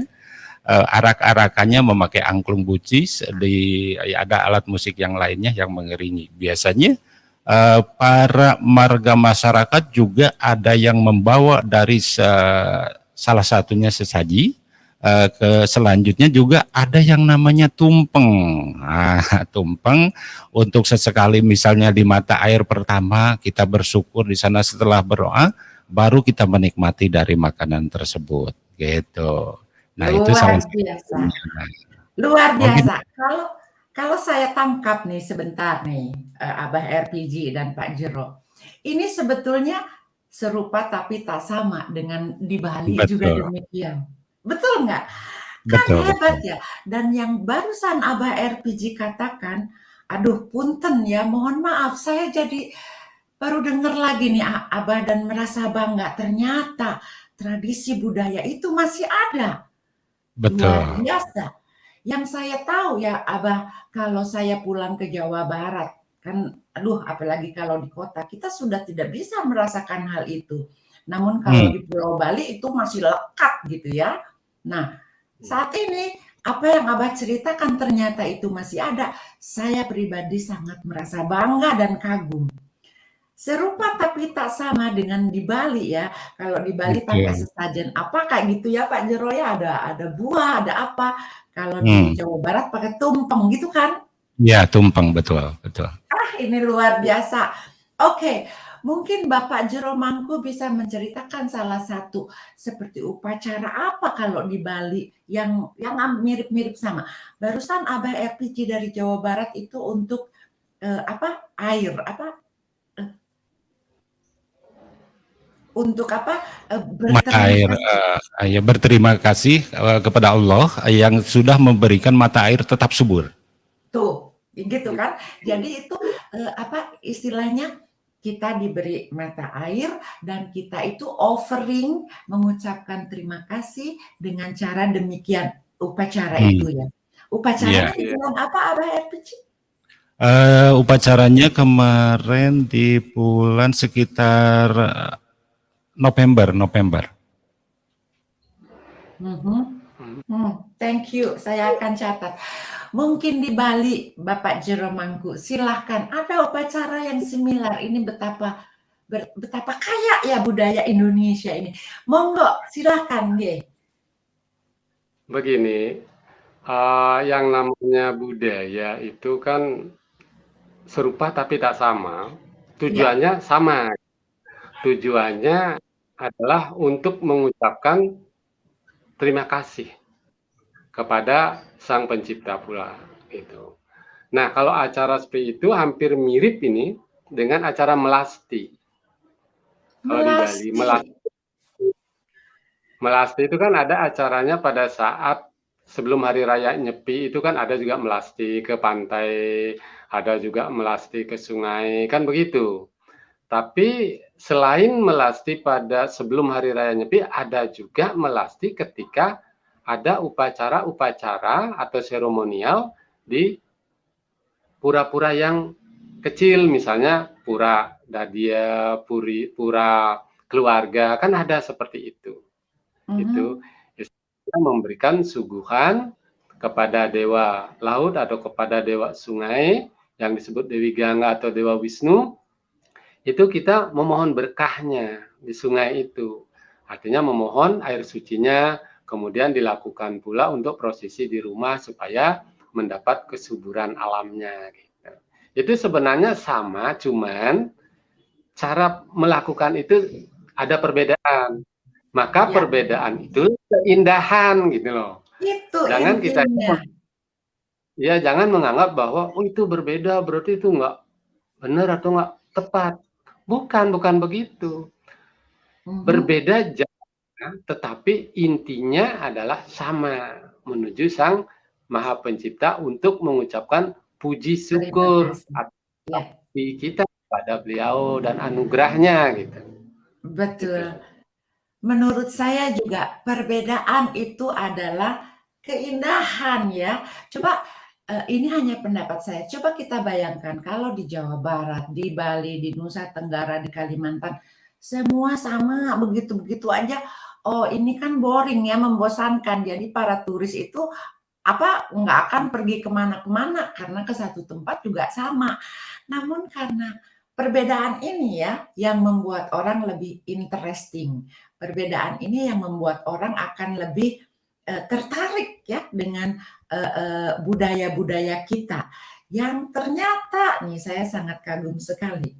Nah, budaya di daerah Jawa Barat juga mirip dengan budaya di Pulau Bali walaupun ya upacaranya beda, cuman misinya hampir sama kalau saya tidak salah bicara. Ya, tujuannya untuk memohon dan mengucapkan rasa syukur dan berterima kasih kepada Sang Maha Pencipta kan itu tujuannya. Makanya kalau Pak Jero perbedaan adalah keindahan. Coba contoh saja Ibu, kalau ke Mangke Forest, kita melihat mangke kan, lihat mangke di sana. Itu sama semua mangkenya. Kan bosan melihat itu aja, nggak ada rupa yang berbeda. Itu. Oke. Selain itu ya untuk Abah RPG, yang saya pernah dengar juga ada sekarang sedang desa bambu atau sesuatu barangkali Abah RPG ini merupakan salah satu pariwisata baru ya yang dilestarikan suasana perkampungan di daerah Jawa Barat. Mungkin Abah RPG bisa lebih menjelaskannya kepada sahabat-sahabat lain. Silahkan. Oke, terima kasih untuk Bunda ya. Ya betul, dan prinsip dari RPG dari Padepokan kami namanya Padepokan Panawung Jaya, justru bagi kami dicarinya bukan persamaan, justru dicarinya perbedaan, karena dari perbedaan itu pasti akan hasilnya bersama, seperti itu. Betul. Itu. Selanjutnya untuk rekan-rekan semuanya kami informasikan kalau tadi ada di lingkungan kami, di tempat kami ini di Bandung Selatan, ada yang namanya tadi hajat solokan atau berterima kasih kepada Tuhan melalui air yang sudah tetap subur. Selanjutnya kami juga ada yang namanya hajat lembur. Hajat lembur atau hajat, apa itu? Iya, atau hajat kampung atau hajat desa gitu kan. Nah, hampir sama perlakuannya, hampir sama. Kita nilai syukur kepada Allah Subhanahu wa taala. Selanjutnya juga melaksanakan dari satu kampung itu semua di sana tumplek hadir gitu kan, hadir sambil berdoa, sama juga ada sesaji, sama juga ada tumpeng, ada yang lain-lainnya. Satu sama lain karena kalau di sini yang diambil nilai kebersamaannya. Karena satu sama lain kita bisa mencicipi dari bawaan masing-masing. Ya, gitu, dari masakan seperti ini, seperti itu. Nah, tadi yang dipertanyakan, lanjut yang dipertanyakan sama Bunda Primi Bandung, tentunya kami lagi belajar. Padepokan Panawung Jaya lagi belajar mengembangkan yang namanya desa wisata seni dan budaya, ya, desa wisata seni dan budaya yang dinamakan nama kerennya gitu kan, memakai gimmick LA gitu kan, tapi LA ini bukan Los Angeles ya untuk rekan-rekan semuanya. LA ini bukan Los Angeles tapi Lemburawi ya. Oke. Lemburawi atau lembur bambu ya untuk rekan-rekan semuanya. Di sini ada hamparan otomatis karena Lemburawi dengan rimbunnya pohon bambu, ada 11 jenis bambu yang ada di daerah kami, dan jenis bambu tersebut dari 54 jenis bambu yang berada di Indonesia, 11 jenis memang ada di daerah kami gitu kan, diadakan di daerah kami, ditanam di daerah kami, seperti itu. Selanjutnya di Lemburawi destinasi seni dan budaya juga tentunya kami karena tadi konsepnya Lemburawi atau bambu, otomatis bangunan-bangunan memang mayoritas dari bambu, gitu kan, mayoritas dari bambu, entah itu saung-saung, entah itu lesehan-lesehan, entah itu gazebo-gazebo, galeri, juga yang lain-lainnya itu terbuat dari bambu. Nah, selanjutnya kalau untuk homestay-nya, karena kami untuk berkolaborasi dengan masyarakat untuk sama-sama mensejahterakan, ikut-ikut bersejahtera sama-sama. Jadi homestay-nya kami pihak dari Lemburawi, manajemen Lemburawi tidak membuat homestay sendiri, bekerja sama dengan masyarakat, rumah pribadi masyarakat dijadikan homestay, tentunya yang memang rumahnya masih biliknya bilik bambu, ya, masih panggung-panggung adat Sunda ya untuk rekan-rekan, tapi insya Allah untuk pakai penginapan layak lah untuk rekan-rekan semuanya, karena kami pun sudah dibimbing dari Dinas Pariwisata dan Budaya Kabupaten Bandung ya untuk rekan-rekan semuanya. Itu.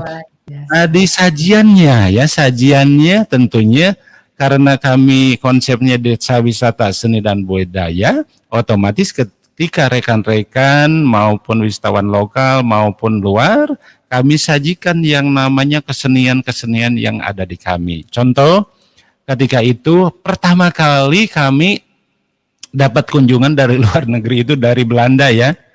Pertama kali dapat kunjungan dari luar negeri dari Belanda, kami bingung malahan gitu kan, bingung apa yang mau disajikan, apa western apa khas Sunda ini gitu kan, sajiannya kulinernya gitu kan. Sementara kalau western kami kan belum ada koki yang khusus memasak western ya. Tapi waktu itu kami berusaha sama hotel yang terdekat untuk salah satu chefnya gitu kan dipinjam dulu di DLA. Nah, akhirnya mengizinkan, tapi ternyata gitu kan kita daripada susah-susah bikin western, akhirnya kami membuat kuliner khas di Lembur. Khas di situ. Nah, ternyata waktu itu si turis dari Belanda itu hanya transit 2 jam rencananya ya. Hanya transit 2 jam. Tapi kami suguhkan dengan kopi khas di kami, makanan khas di kami yang namanya nasi liwet, yang namanya pais peda, yang namanya tadi goreng singkong sama bandrek bajigur. Akhirnya dia minta ditambah jadi 12 jam. Tuh kan. Seperti itu, alhamdulillah sih pengalaman pertama. Itulah yang menarik justru Kang RPG. Jangan kebawa ke barat-baratan. Kadang-kadang ya seperti tadi ya yang saya tangkap itu bingung ini disuguhannya mau dikasih makan apa, takut singkong makan.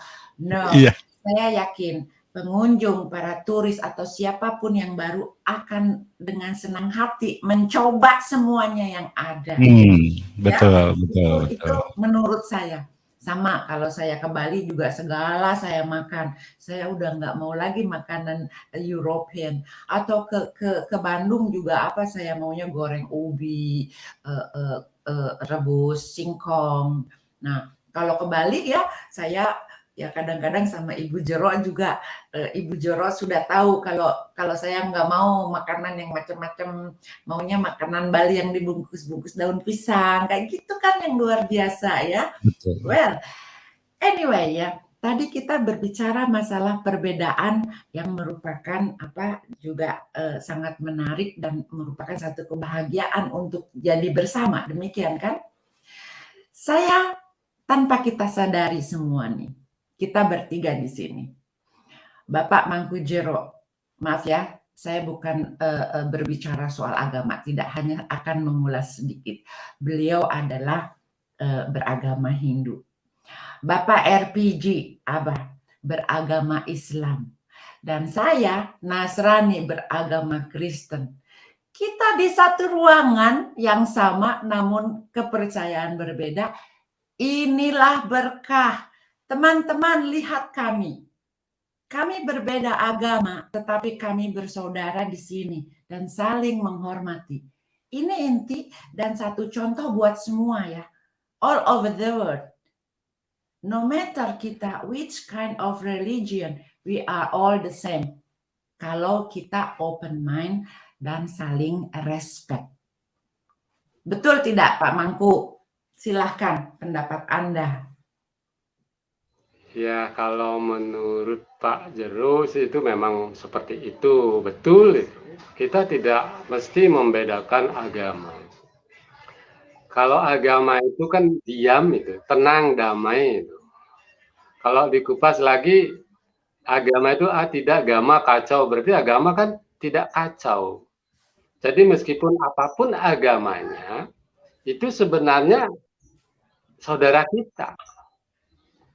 Yang membedakan itu kan kedangkalan pola pikir dan rasa dan rasio itu tidak menjadi satu keseimbangan, sehingga mohon maaf ini ada yang mungkin mempunyai persepsi, wah itu agamanya si A, si B, si C tidak bagus, tidak baik. Oh ini suci, ini tidak suci. Semuanya itu adalah ciptaan Sang Maha Pencipta. Kalau memang itu suci, kalau memang salah satu orang itu suci atau agama itu suci, berarti agama-agama yang lain mau dibawa kemana itu? Kan begitu. Kalau kita meninggal umpama kita paling tersuci atau paling baik di hadapan Tuhan. Tuhan sama sekali nggak memandang itu. Ketika seseorang meninggal, itu nggak bakal ditanya KTP dan KK, apalagi nomor NIK itu nggak ditanya itu. Ditanya bon utang nggak Pak Jero? Menanyakan agama pun tidak ada di dunia sana gitu. Okay. Ya. Maka dari itu, janganlah kita itu mempunyai persepsi yang berlebihan, yang tidak masuk rasa dan rasio. Hanya logika saja main, sehingga keangkuhan dan kesombongan itu muncul tentang agama. Seandainya nih suatu contoh nih, Pak Jero pergi ke dunia sana, nih nggak ada yang ditanya, berapa kamu punya istri, berapa kamu punya anak, kamu sudah dilegalisasi belum, nggak ada begitu. Kamu sudah sembahyang taat atau belum, kamu sudah jadi orang baik atau tidak belum, nggak ada yang ditanya begitu. Dari janganlah kita itu memperbandingkan agama-agama, itu akan menjadi kacau. Betul. Jadi kacau. Bersaudaralah kita ya, apalagi kita belajar dari sejak kecil Bhinneka Tunggal Ika ya, ke beragaman ya, tetapi kita menjadi satu dengan budaya Indonesia. Nah, terima kasih banyak Pak Mangku. Sementara bagaimana nih Abah RPG TV ya, tanpa kita sadari, dan ini pun spontan ya, yang saya kemukakan, kita bertiga ini berbeda betul. Agamanya ya, ini kan spontan gitu. Bagaimana nih menurut pendapat Abah RPG TV? Silahkan. Iya betul, barusan apa yang disampaikan sama Jero Musti itu benar sekali, dan Abah pun di sini bukan ikut-ikutan ya, tapi salah satunya memang kami juga belajar dari Bali, karena Abah itu kalau di beberapa tahun kebelakangan memang sering ke Bali, karena salah satunya untuk belajar di sana. Jadi di kami ada yang dikenal namanya bahasa rahmatan lil alamin. Artinya rahmat untuk semuanya, tidak mengenal si A, si B, agama A, agama B.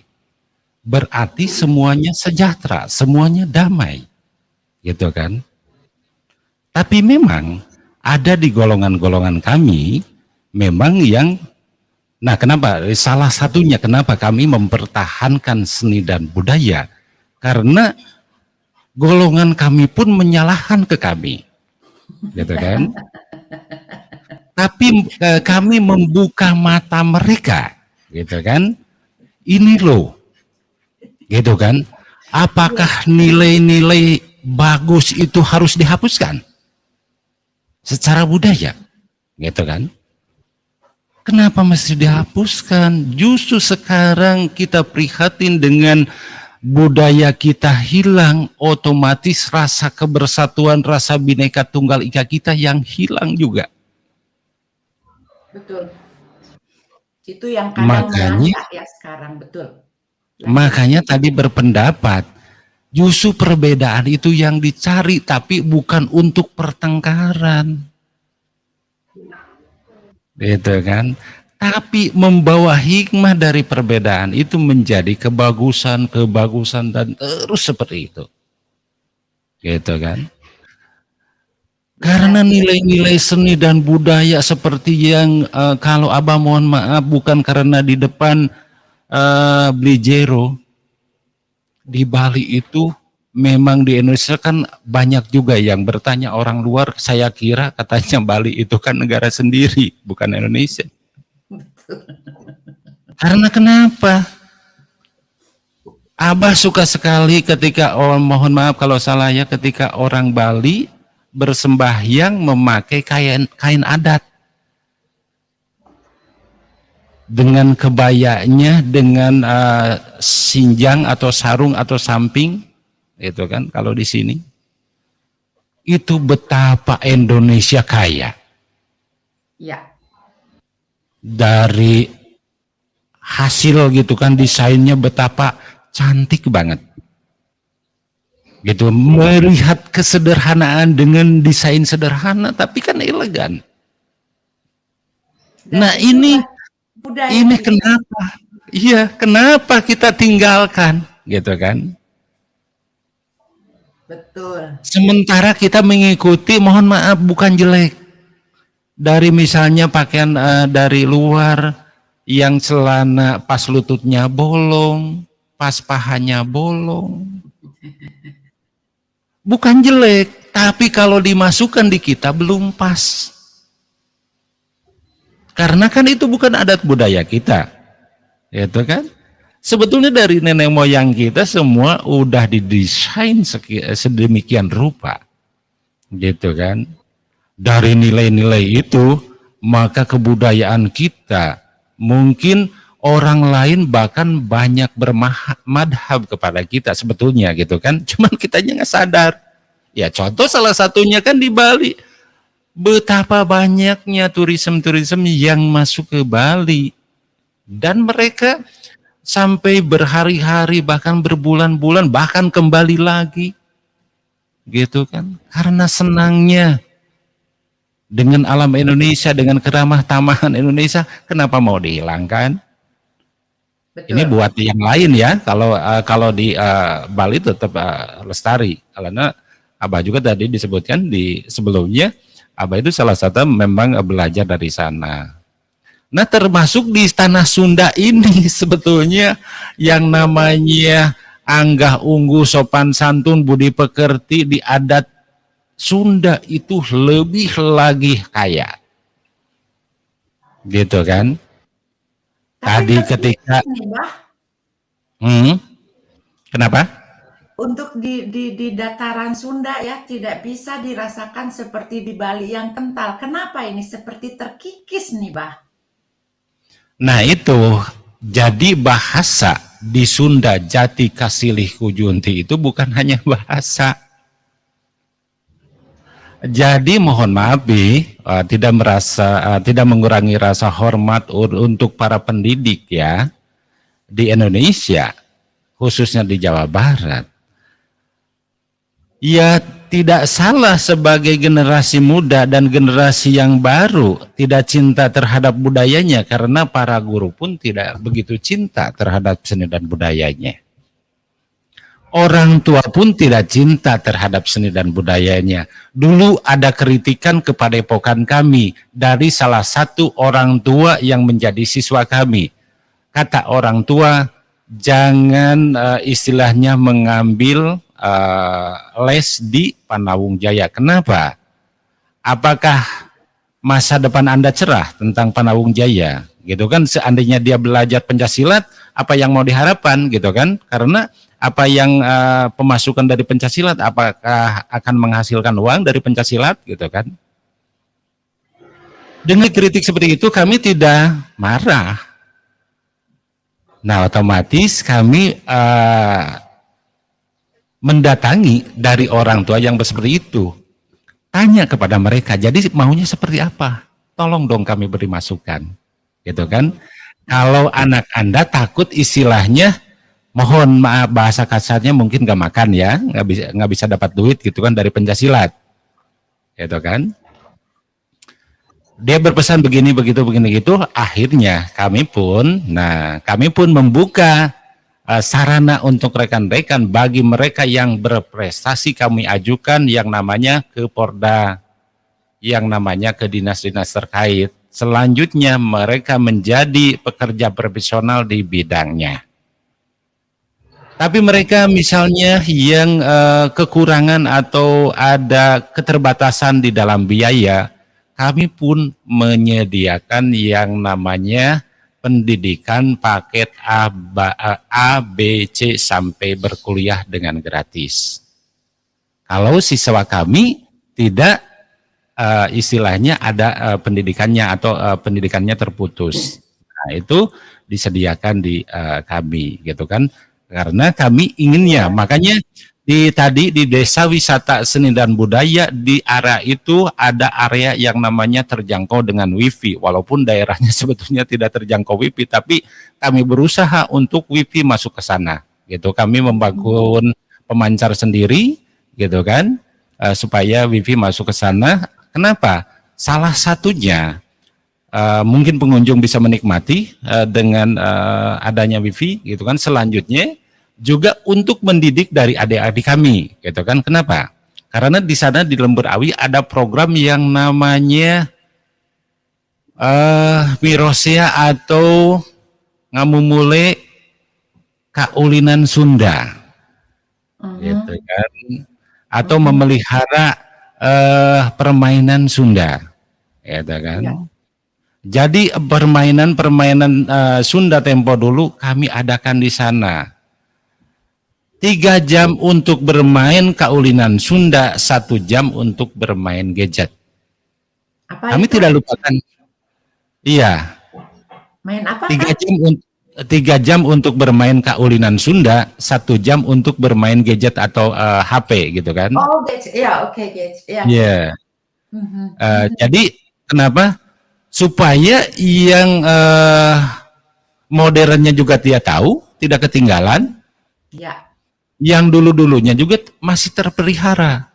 Itu keseimbangan ya. Betul, karena salah satunya menurut penelitian ilmuwan, kaulinan Sunda itu melatih otak kiri untuk tetap aktif. Jadi seperti itu. Yang banyak dilupakan oleh masyarakatnya sendiri, saya pikir, dan ini sangat sedih ya. Ini juga himbauan terutama untuk semua masyarakat yang berada di Jawa Barat ya.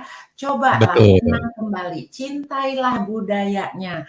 Siapa lagi kalau bukan diri kita yang mencintai ya budaya daerah kita. Betul. Karena saya lihat kalau di Bali itu ya sangat kuat sekali. Bahkan kalau saya tidak salah ya, di Bali itu ada hari-hari khusus mulai dari anak SD atau TK itu harus selalu memakai pakaian adat kalau ke sekolah ya. Bagaimana nih Pak Mangku? Begini, kalau di Bali itu budaya dan seninya juga itu kan menjadi satu kesatuan. Itu semua dari sejak dini itu sudah dibina dan dididik. Artinya dari kecil, dari TK sudah dilatih untuk berpakaian adat Bali kan begitu. Kemudian dilatih untuk mengembangkan tarian-tarian yang tarian Balinya. Jadi itu menyambung terus ke generasi ke generasi. Dan itu pun dikasih pemahaman, edukasi. Contohnya umpamanya, kalau seandainya kita itu membuat apa istilahnya penjor umpama, kan Ibu, penjor itu hari raya Galungan kan serempak itu membuat penjor di Bali umat Hindu. itu pun diberikan edukasinya atau pemahamannya di sana tuh ada namanya filosofinya, ada maknanya, ada artinya. Karena penjor itu diceritakan bahwa penjor itu adalah simbol daripada gunung, gitu. Oh gitu Kemudian ya? kemudian what is the meaning of penjor? Kan begitu. Apa itu artinya penjor itu? Apa maksud penjor itu? Nah, kalau penjor itu kan berasal dari bambu. That is from bamboo pole that suspended by some of offerings. Kan begitu, dihiasi, make the decoration with some light. Nah, hal seperti itu mempunyai simbol-simbol tersendiri.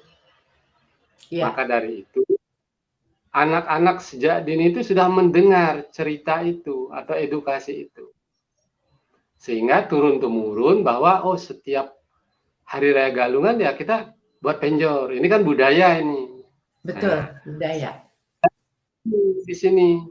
Kemudian di budaya itu ada apa? Itu kan menjadi suatu pertanyaan. Oh, ada aktivitas agama yang bernuansa religius. Itu umpamanya membuat penjor itu kan harus ada istilahnya offering atau mungkin canang-canang atau dekorasi-dekorasi. Itu ada simbol-simbol tertentu. Banyak bambu itu kan lengkong begitu nih. Nah, itu persis seperti ekor naga. Kemudian di bawahnya itu dibuat ada tempat untuk menaruh suguhan atau offering. Itu persis seperti kepala naga itu sendiri. Nah, kemudian fungsinya apa? Maknanya apa? Itu diceritakan. Sehingga anak-anak itu tambah yakin dan percaya bahwa inilah perlu edukasi-edukasi yang ringan diterapkan kepada anak-anak, misalnya cerita Mahabharata, Ramayana, Itihasa, pewayangan. Itu jangan di stop karena melalui cerita-cerita pewayangan itu cepat sekali anak itu lengkap. Ya, melalui cerita-cerita karena masih sejak dini kan perlu cerita. Umpamanya sedang pada saat mau tidur diceritain, ini loh budayanya kayak ini. Kamu harus pakai pakaian adat ke tempat atau ke pura, pakai hudeng. Kan itu. Pertanyaan anak-anak selalu menggelitik. Bapak, kenapa kok udengnya jengarnya itu ke kanan lebih tinggi daripada di bawah? Ada pertanyaan begitu. Itu harus bisa kita jawab. Secara moralitas, secara etika itu bisa dijawab. Oh ya ini harus ditinggikan di kanan. Karena apa? Kita harus mengangkat kebenaran daripada ketidakbenaran. Itu kan moralitas yang diajari. Oh, itu ada artinya udengnya Pak Jero? Ya, kalau saput umpamanya, kenapa pakai saput di sini di pinggang? Ini kan untuk menekan keemosian supaya kalau kita menuju ke tempat yang suci berkomunikasi dengan Sang Maha Pencipta itu tidak membawa keemosian, artinya terkendalikan kemarahan itu gitu. Jadinya semua itu harus diceritakan supaya anak-anak itu memahami. Betul. Kita jangan kalau membuka suatu budaya, misalnya contoh nih, ogoh-ogoh. Dulu kan ogoh-ogoh itu sangat jarang. Dan mungkin ada cuma kecil, tidak seperti sekarang ada festival ogoh-ogoh. Itu pun kreativitas. Itu kreativitas karsa manusia kan begitu, diciptakan kreativitasnya kemudian lama-lama disatukan. Jadilah budaya-budaya itu gitu. Maka ini perlu cerita gitu. Nah, disinilah di Bali itu kental sekali seni dan budayanya karena Bali tidak mempunyai apa-apa. Apapun itu, canang juga. Kenapa sih itu pelinggih ada sarungnya hitam dan putih atau poleng? Nah, itu tidak diceritain. Pak, kenapa itu kok pakai kain sarung hitam putih ya? Nah, itu harus bisa ceritain. Simbol dari siang dan malam. Itu simbol dari ruh itu istilahnya dua hal yang berbeda. Apa itu? Siang dan malam. Tapi kalau secara mendalam kita pelajari, sebenarnya apakah ada siang dan malam? Ya, kalau anak kecil jangan dulu sampai sejauh itu menukiknya. Mungkin kalau spiritualnya tinggi, benar-benar tinggi ya mungkin, oh nggak ada malam, yang ada siang saja. Yang membuat malam itu kan karena pikiran manusia udah capek, dah tuh tidur, nggak ngelihat apa-apa itu malam, kan begitu. Tapi kalau anak-anak nggak bisa begitu, harus kita pakai cerita untuk budaya itu sendiri. Ya. Nah, itu inti yang terjadi sampai hari ini di Pulau Bali. Jadi betul-betul Dinas Pedanka juga ya sangat berpengaruh di sini. Mereka menetapkan untuk pergi ke sekolah hari-hari tertentu pun dengan berkebaya ya untuk anak-anaknya dengan memakai baju daerah. Dan saya pikir ini kalau zaman dulu ya minimum kan ada hari Kartini tuh di kita ya, atau hari Ibu kita harus memakai kebaya. Nggak tahu nih di Jawa Barat hari ini masih harus atau enggak nih, Abah RPG? Iya, kalau alhamdulillah di Jawa Barat juga kalau secara pakaian untuk anak-anak sekolah dari SD, dari PAUD mulai sampai ke SMA, memang di Jawa Barat ini wajib setiap hari Rabu. Tidak hanya anak-anak saja, dari semua dinas pun tiap hari Rabu memang menggunakan yang namanya pakaian adat Sunda. Yang seperti yang seperti Abah sekarang pakai ini kampret ya, namanya ini kampret. Nah itu setiap hari Rabu memang dipakai, gitu kan. Juga memakai yang namanya ini ya, tadi kalau di Bali mohon maaf, kalau di Bali kan udeng, kalau di kami ini namanya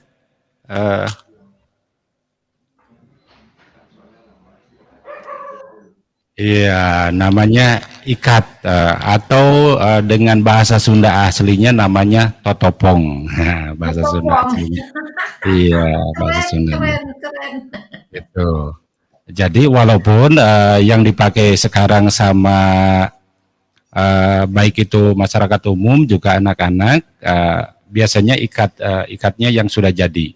Biasanya ikatnya, gitu kan. Lebih simpel lagi. Iya, lebih simpel lagi, seperti itu.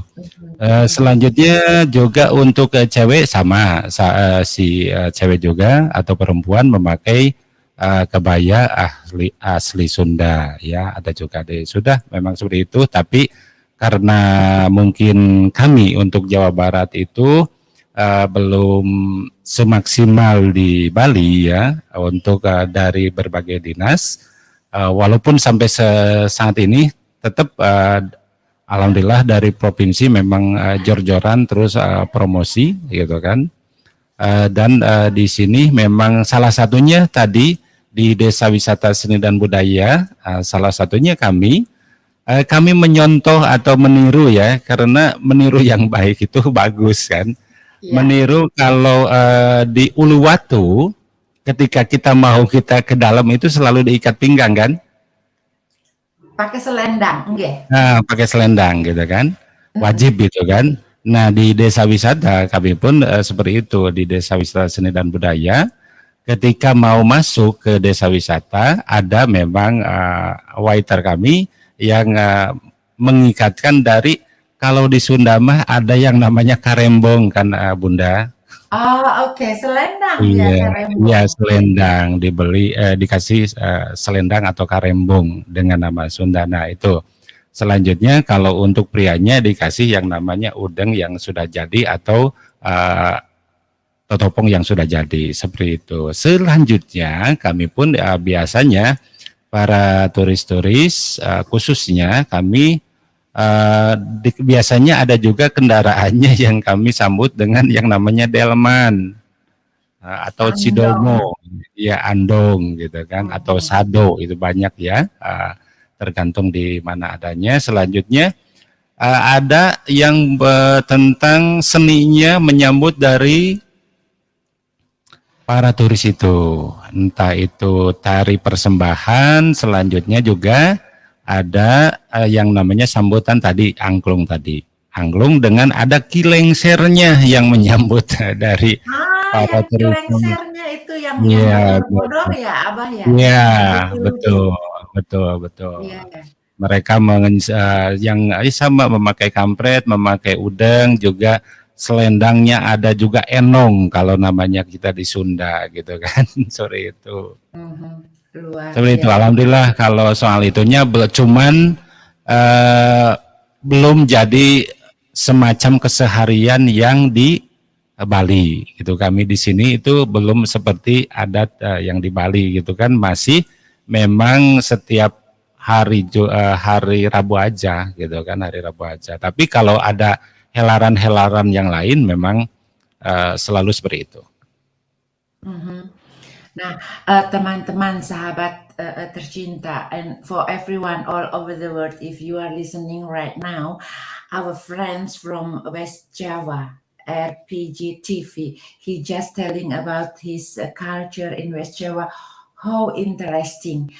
And if you like to ask something, you can write me in the comment. I will answering you later, or I will translate you later on. And also, there is Mr. Jero Mangkumusti from Bali Island. He know also about the tradition, about the spiritual. If you like to ask him something, also you can write in the comment. Jadi teman-teman sahabat tercinta ya, di sini intinya marilah kita jaga budaya kita, budaya Nusantara, dan marilah kita sebisanya ya promosikan menjadi kebanggaan ya. Saya hidup 40 tahun di negara Swiss, mengapa saya masih keluar-keluar untuk budaya Nusantara? Halo, karena memang saya bangga. Mengapa saya pakai nama Pribumi Bandung? Halo, karena saya lahir di Bandung. Ya, jadi saya mengajak semua teman-teman, jangan yang ini malah kebalikan. Jadi malu dengan budaya sendiri dan gengsi ingin budaya orang lain yang masuk. Maaf, dalam hidup saya sudah hampir menginjak lebih atau hampir dari 100 negara di 5 benua. Kalau ke negara Arab itu ya, Abah RPG, saya itu sudah puluhan kali, dan bukan hanya Arab Saudi saja, Emirat Arab, Kuwait, Qatar, itu puluhan kali ya. Saya banyak tugas kerja dengan suami di situ. Mereka biasa-biasa saja, ya. Bahkan di Arab Saudi sekarang sudah terbuka, orang boleh keluar dengan pakaian biasa selama rapih dan sopan. Ya, jadi halo budaya Indonesia yang cantik, ayo jangan termakan dengan budaya asing. Jangan termakan dengan budaya Arab. Saya katakan, saya tegaskan di sini. Jangan termakan oleh budaya Barat, Amerika. Juga saya tegaskan, ya. Cintailah budaya kita. Dan Bapak dua yang ada di samping saya dan Bapak yang ada di bawah saya ini merupakan contoh yang memotivasi kita semua. Ayo kita buka mata, buka hati, kerjasama ya, toleransi satu sama dengan yang lain. Perbedaan kita membawa satu kebahagiaan ya. Kami bertiga berbeda agama, tetapi kami bahagia hari ini bisa berkumpul dan saling menghormati. Ini luar biasa. Ya, itu yang ingin saya sampaikan. Also, aduh ini waktu tidak terasa berjalan sangat cepat, sudah hampir 2 jam nih. Sebelum kita mengakhiri ya, saya persilahkan dulu. Abah RPG, silahkan. Ada kata-kata yang perlu disampaikan juga untuk yang lainnya. Silahkan Abah RPG, silahkan. Oke, terima kasih.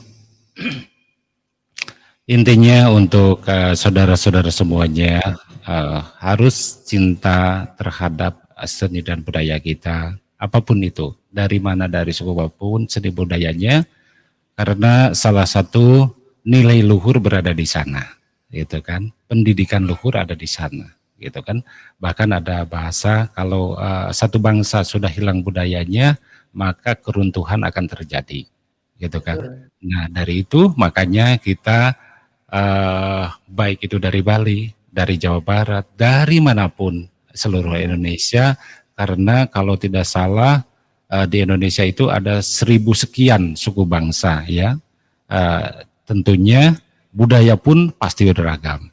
Nah, dengan beragamnya itu jangan dilihat dari perbedaan, karena seni budaya itu indah. Dengan keindahan itu, apalagi kalau menatanya dengan bahasa hati, gitu kan? Karena nggak ada yang namanya seni, nggak ada yang nama budaya itu dengan kekerasan, dengan keegoisan, pasti hati yang bicara, gitu kan? Otomatis kalau hati dan rasa sudah bicara di sana, menyampaikannya gampang seperti tadi yang disampaikan sama Bejero ya. Jadi sampai kepada anak-anak. Jadi merasa memiliki. Nah di sini untuk rekan-rekan semua silahkan. Mulai dari saat ini, mulai sekarang, ayo kita merasa memiliki untuk budaya apapun itu yang berada di Indonesia, khususnya untuk Jawa Barat. Buat rekan-rekan yang di Jawa Barat, ya. Ulah jati kasilih kujunti, gitu kan? Atau tadi yang disebutkan sama Bunda, seni dan budaya orang lain kita pelajari, sementara seni budaya kita dibiarkan saja. Nah nanti kalau sudah diakui sama luar negeri, malahan kita marah-marah. Betul. Ya pasti diakui sama luar negeri karena sama kita nggak dirawat dengan baik seperti itu. Itulah pesan untuk rekan-rekan semuanya, cintailah apapun seni budaya kita, apapun sukunya, yang penting kita Indonesia, satu nusa, satu bangsa. Terima kasih. Luar biasa, terima kasih. Luar biasa, mari kita mulai ya dari yang kecil, 1 orang, nanti 1000, 1 juta, dan mudah-mudahan 1 Nusantara. So, saya persilahkan Bapak Mangku Jero Musti ya mengucapkan kata-katanya sebelum kita akhiri acara ini. Silakan Pak Jero. Ya baik, terima kasih kepada semua seluruh budaya Nusantara yang ada di Indonesia, agar kita bersama-sama untuk menjaga dan merawat budaya kita, karena budaya itu merupakan sesuatu yang bermanfaat bagi hati dan rasa dalam terbentuknya moral dan mentalitas seseorang. Jadi kita selaku budayawan, selaku penikmat, selaku praktisi seni dan budaya, sangat mengharapkan mari kita semua seluruh budaya Nusantara, baik itu seninya, baik itu budayanya, ayo kita jaga bersama. Jangan kita itu memandang atau mempunyai persepsi bahwa budaya ini beda dengan budaya itu beda dengan budaya ini. Perbedaan itu merupakan suatu keindahan yang disebut Bhinneka Tunggal Ika Tanhana Dharma Mangrua. Ya, Bhinneka Tunggal Ika Tanhana Dharma Mangrua. Artinya, meskipun kita itu berbeda-beda, tetapi tetap satu. Itulah dharma atau kewajiban kita untuk menjaga budaya dari sang para leluhur kita terdahulu. Jangan kita pernah malu dengan budaya para leluhur yang sudah diberikan. Kalau seandainya budaya ini menghilang, mau bilang bagaimana? Bukankah seluruh budaya Nusantara akan menjadi sesuatu yang menyedihkan? Janganlah mencoba-coba kita mempunyai persepsi sebagai orang tua bahwa untuk apa menekuni pencak silat, untuk apa menekuni tarian-tarian, itu kan bukan untuk mencari uang di sana. Jangan beranggapan seperti itu. Jangan. Justru saya seorang seniman, seorang budayawan. Tetapi saya bisa menyekolahkan dan menguliakan anak-anak dua-duanya sampai selesai ke universitasnya. Itu karena dari seni dan budaya. Saya tekuni. Sadar itu, janganlah meremehkan bahwa itu seni tidak menghasilkan apa-apa. Ketika kita sudah bisa memenuhi seni, ketika kita sudah bisa merawat, itu merupakan suatu keahlian di bidang. Itu akan dicari oleh orang-orang. untuk menghasilkan apa yang kita inginkan. Itu merupakan sesuatu jalan yang murni dari rasa kita untuk menekuni budaya. Maka dari itu kita tidak menganggap bahwa seni itu tidak menghasilkan uang. Jangan berpikir bahwa seni itu adalah akan kita menghasilkan uang sedikit atau tidak menghasilkan. Jangan dulu berpikir itu. Mari kita menjaga budaya dan seni kita. Ini loh ketamian daripada leluhur kita. Ya, ini dulu saja itu masih menjaga sampai sekarang, malahan anak terus sendiri sekarang yang melanjutkan kesenian-kesenian yang Pak Jero bawakan itu. Jadi nggak pernah pudar. Maka dari keluarga ini harus melanjutkan kepada anak-anaknya, jangan sampai putus. Betul. Dengan nyatu terus, menyambung terus, nggak ada putus-putusnya. Meskipun seni budaya Bali, orang asing yang mempelajari, baik tabuh, baik tari, itu nggak masalah. Tidak masalah. Tetapi yang terpenting, taksunya nggak sama. Betul. Jangan sampai. Okay. Ya, gerakan tangan oke. Gitu. Tetapi nggak sama. Taksunya nggak sama. Gitu. Ya. Nah, ada di sana perbedaan, tetapi ya memang harus berbeda. Kalau sama semua kan tidak enak dan tidak indah. Ya. Harus betul. Ya, sama seperti makan saja juga nggak enak. Harus ada sayur, harus ada sambal, harus ada daging. Kemudian dikombinasi, kan aduh rasanya lezat dan enak. Gitu. Iya, karena mohon maaf, seni tari aja disebut seni tari itu karena berbeda gerakannya di dalam satu kesatuan. Jadi kalau sama apa bukan tari. Apa bah kalau sama apa? Ya kalau sama orang cuma melepas lelah gitu kan seperti itu. Kalau direnungkan Bapak, kalau direnungkan, mohon maaf ini, itu pencak silat loh. Di sana dasar tarinya. Kalau saya renungkan pencak silat tariannya. Contoh. Betul. Itu kan geraknya di sana. Ada gerak-gerak tangan, ada gerak-gerak kaki, seperti itu. Betul. Yang di sana. Betul. Gitu. Jadinya kalau memang benar-benar merasakan bahwa oh ini loh budayanya, ada gerak tarinya di sini. Itu apapun kombinasinya itu pasti ada gerak-gerak tangan itu. Maka keindahan pencak silat itu ada pada gerak tangan dan kakinya yang dijiwai. Betul, dan dari gerakan tersebut baik itu di kaki, di tangan ada filosofinya semua. Nah, ada Bapak, cuma pakaiannya yang berbeda. Iya, betul. Yang berbeda itu. Ada filosofi semua. Itu.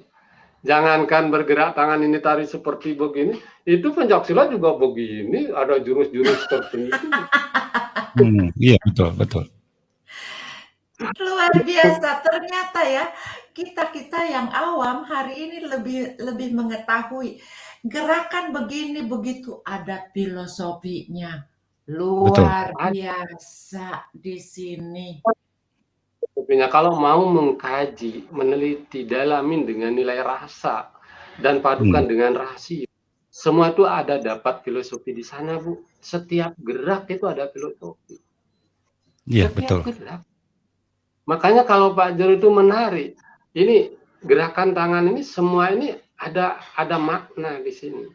Iya, betul. Maknanya. Kenapa sih topeng ini dulu keluar? Kenapa enggak ke topeng? Oh, kalau itu dijelaskan sama Pak Jero itu lama sekali nih. Mungkin membutuhkan episode. Nah. Iya, tapi minimum ya ini dengan ulasan seperti ini pun untuk saya pribadi itu sudah sangat membuka ya. Betapa itu nggak sembarangan gerakannya begini begitu, nggak kayak lihat budaya barat ya kita cuman begitu. Apa itu nothing compare sama kita yang punya arti tersendiri. Mana yang harus dibanggakan? Halo, kembali lagi. Kita harus lebih membanggakan budaya kita, budaya Nusantara, daripada hanya ikut membanggakan budaya asing. Nggak gampang ya, nggak asal gerak begini begitu kan, ada filosofinya segala nih. Wah, ini kalau kita kupas ini bisa 2 hari 2 malam ya Pak Jero. Pak Jero itu mendapat anugerah ini nggak habis-habisnya. Makanya disebut lokal kebun bangkung, nggak ada ujung pangkalnya. Sebun itu kumpulan, bang itu Brahma, aksara Balinya itu Bang Brahma, Ong itu Wisnu, itu api dan air menyatu jadi kesatuan. Tapi sebun itu ada lubangnya, itu fungsinya untuk melindungi segala sesuatu. Maka dari itulah kalau Pak Jero membahas tentang seni, tentang budaya, tentang religius, Pak Jero terus terang nggak bisa ngapa-ngapa, cuma Pak Jero itu dapat tuntunan dari sononya. Pak Jero sekarang sudah banyak berkiprah tentang seni sampai seluruh Bali, ke pelosok-pelosok, sampai ke Jawa menari. Terus kemudian anak-anak Pak Jero juga pada sukses. Kalau Pak Jero mati mau nggak? Aduh, itu pertanyaan. Wow, Pak Jero mau, nggak apa-apa. Kan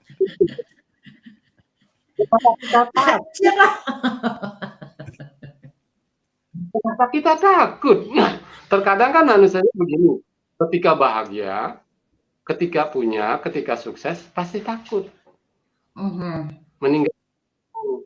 Tetapi ketika susah, waduh, buru-buru mau meninggal, saya ingin meninggal aja. Oh, kebanyakan gitu ya. Dari dunia itu. Jangan begitu. Kita jalanin hidup ini. Apapun dikasih berkah tuntunan oleh Sang Maha Pencipta, kita jalani dengan ketulusan. Kita jalani dengan keikhlasan. Jangan kita sekali-kali, jangan kita sombong, jangan kita ego, jangan sok tahu, jangan sok kita itu melebihi dari keagungan Sang Pencipta. Jangan, ya, karena di sana tidak bakal ada sesuatu yang ruwet-ruwet di dunianya di sana. Nah, ada yang tahu kita itu mau jadi apa, dan kita sendiri pun nggak tahu mana bentuk surga dan nerakanya di sana. Apakah seperti villa atau hotel surganya di sana, nggak juga kita tahu. Ya. Yes. Wah, ini luar perjuangan yang sangat luar biasa ya, pendapat yang sangat luar biasa. Saya mengucapkan banyak sekali untuk Bapak Jero Musti dan juga untuk Abah RPG TV, luar biasa banyak. Dan saya berharap ya untuk semua teman-teman, mari kita mulai dari diri kita untuk membanggakan budaya kita ya, mulai dari diri kita. Apalagi kalau kalian bisa membagikannya kepada orang lain, itu sangat luar biasa. Ya, sekali lagi untuk semua sahabat yang di bawah, saya tidak bisa mengucapkan membacakannya semuanya. Terima kasih, saya akan ngecek nantinya ya. Untuk Abah terima kasih banyak waktunya. Sama-sama. Dan Pak Jero juga terima kasih banyak waktunya ya. Kita akan segera akhiri acara ini. Mohon maaf jika ada pertanyaan atau perkataan saya yang kurang berkenan untuk Abah dan untuk Pak Jero. Siap. Okay. Well, everyone, we will close this live streaming for today. Thank you very much for watching and see you in the next video. I'm Pribumi Bandung and Mr. Jero Musti from Bali and also RPG TV from West Java. Say thank you to all and goodbye.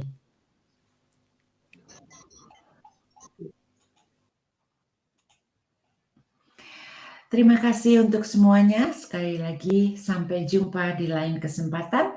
Saya Pribumi Bandung dari Switzerland, terutama mengucapkan banyak-banyak terima kasih untuk Abah RPG TV di Jawa Barat, Indonesia, dan juga untuk Bapak Mangku Jero Musti di Bali, yang sekarang di sana sudah tidak terasa ya, waktu sudah mulai malam.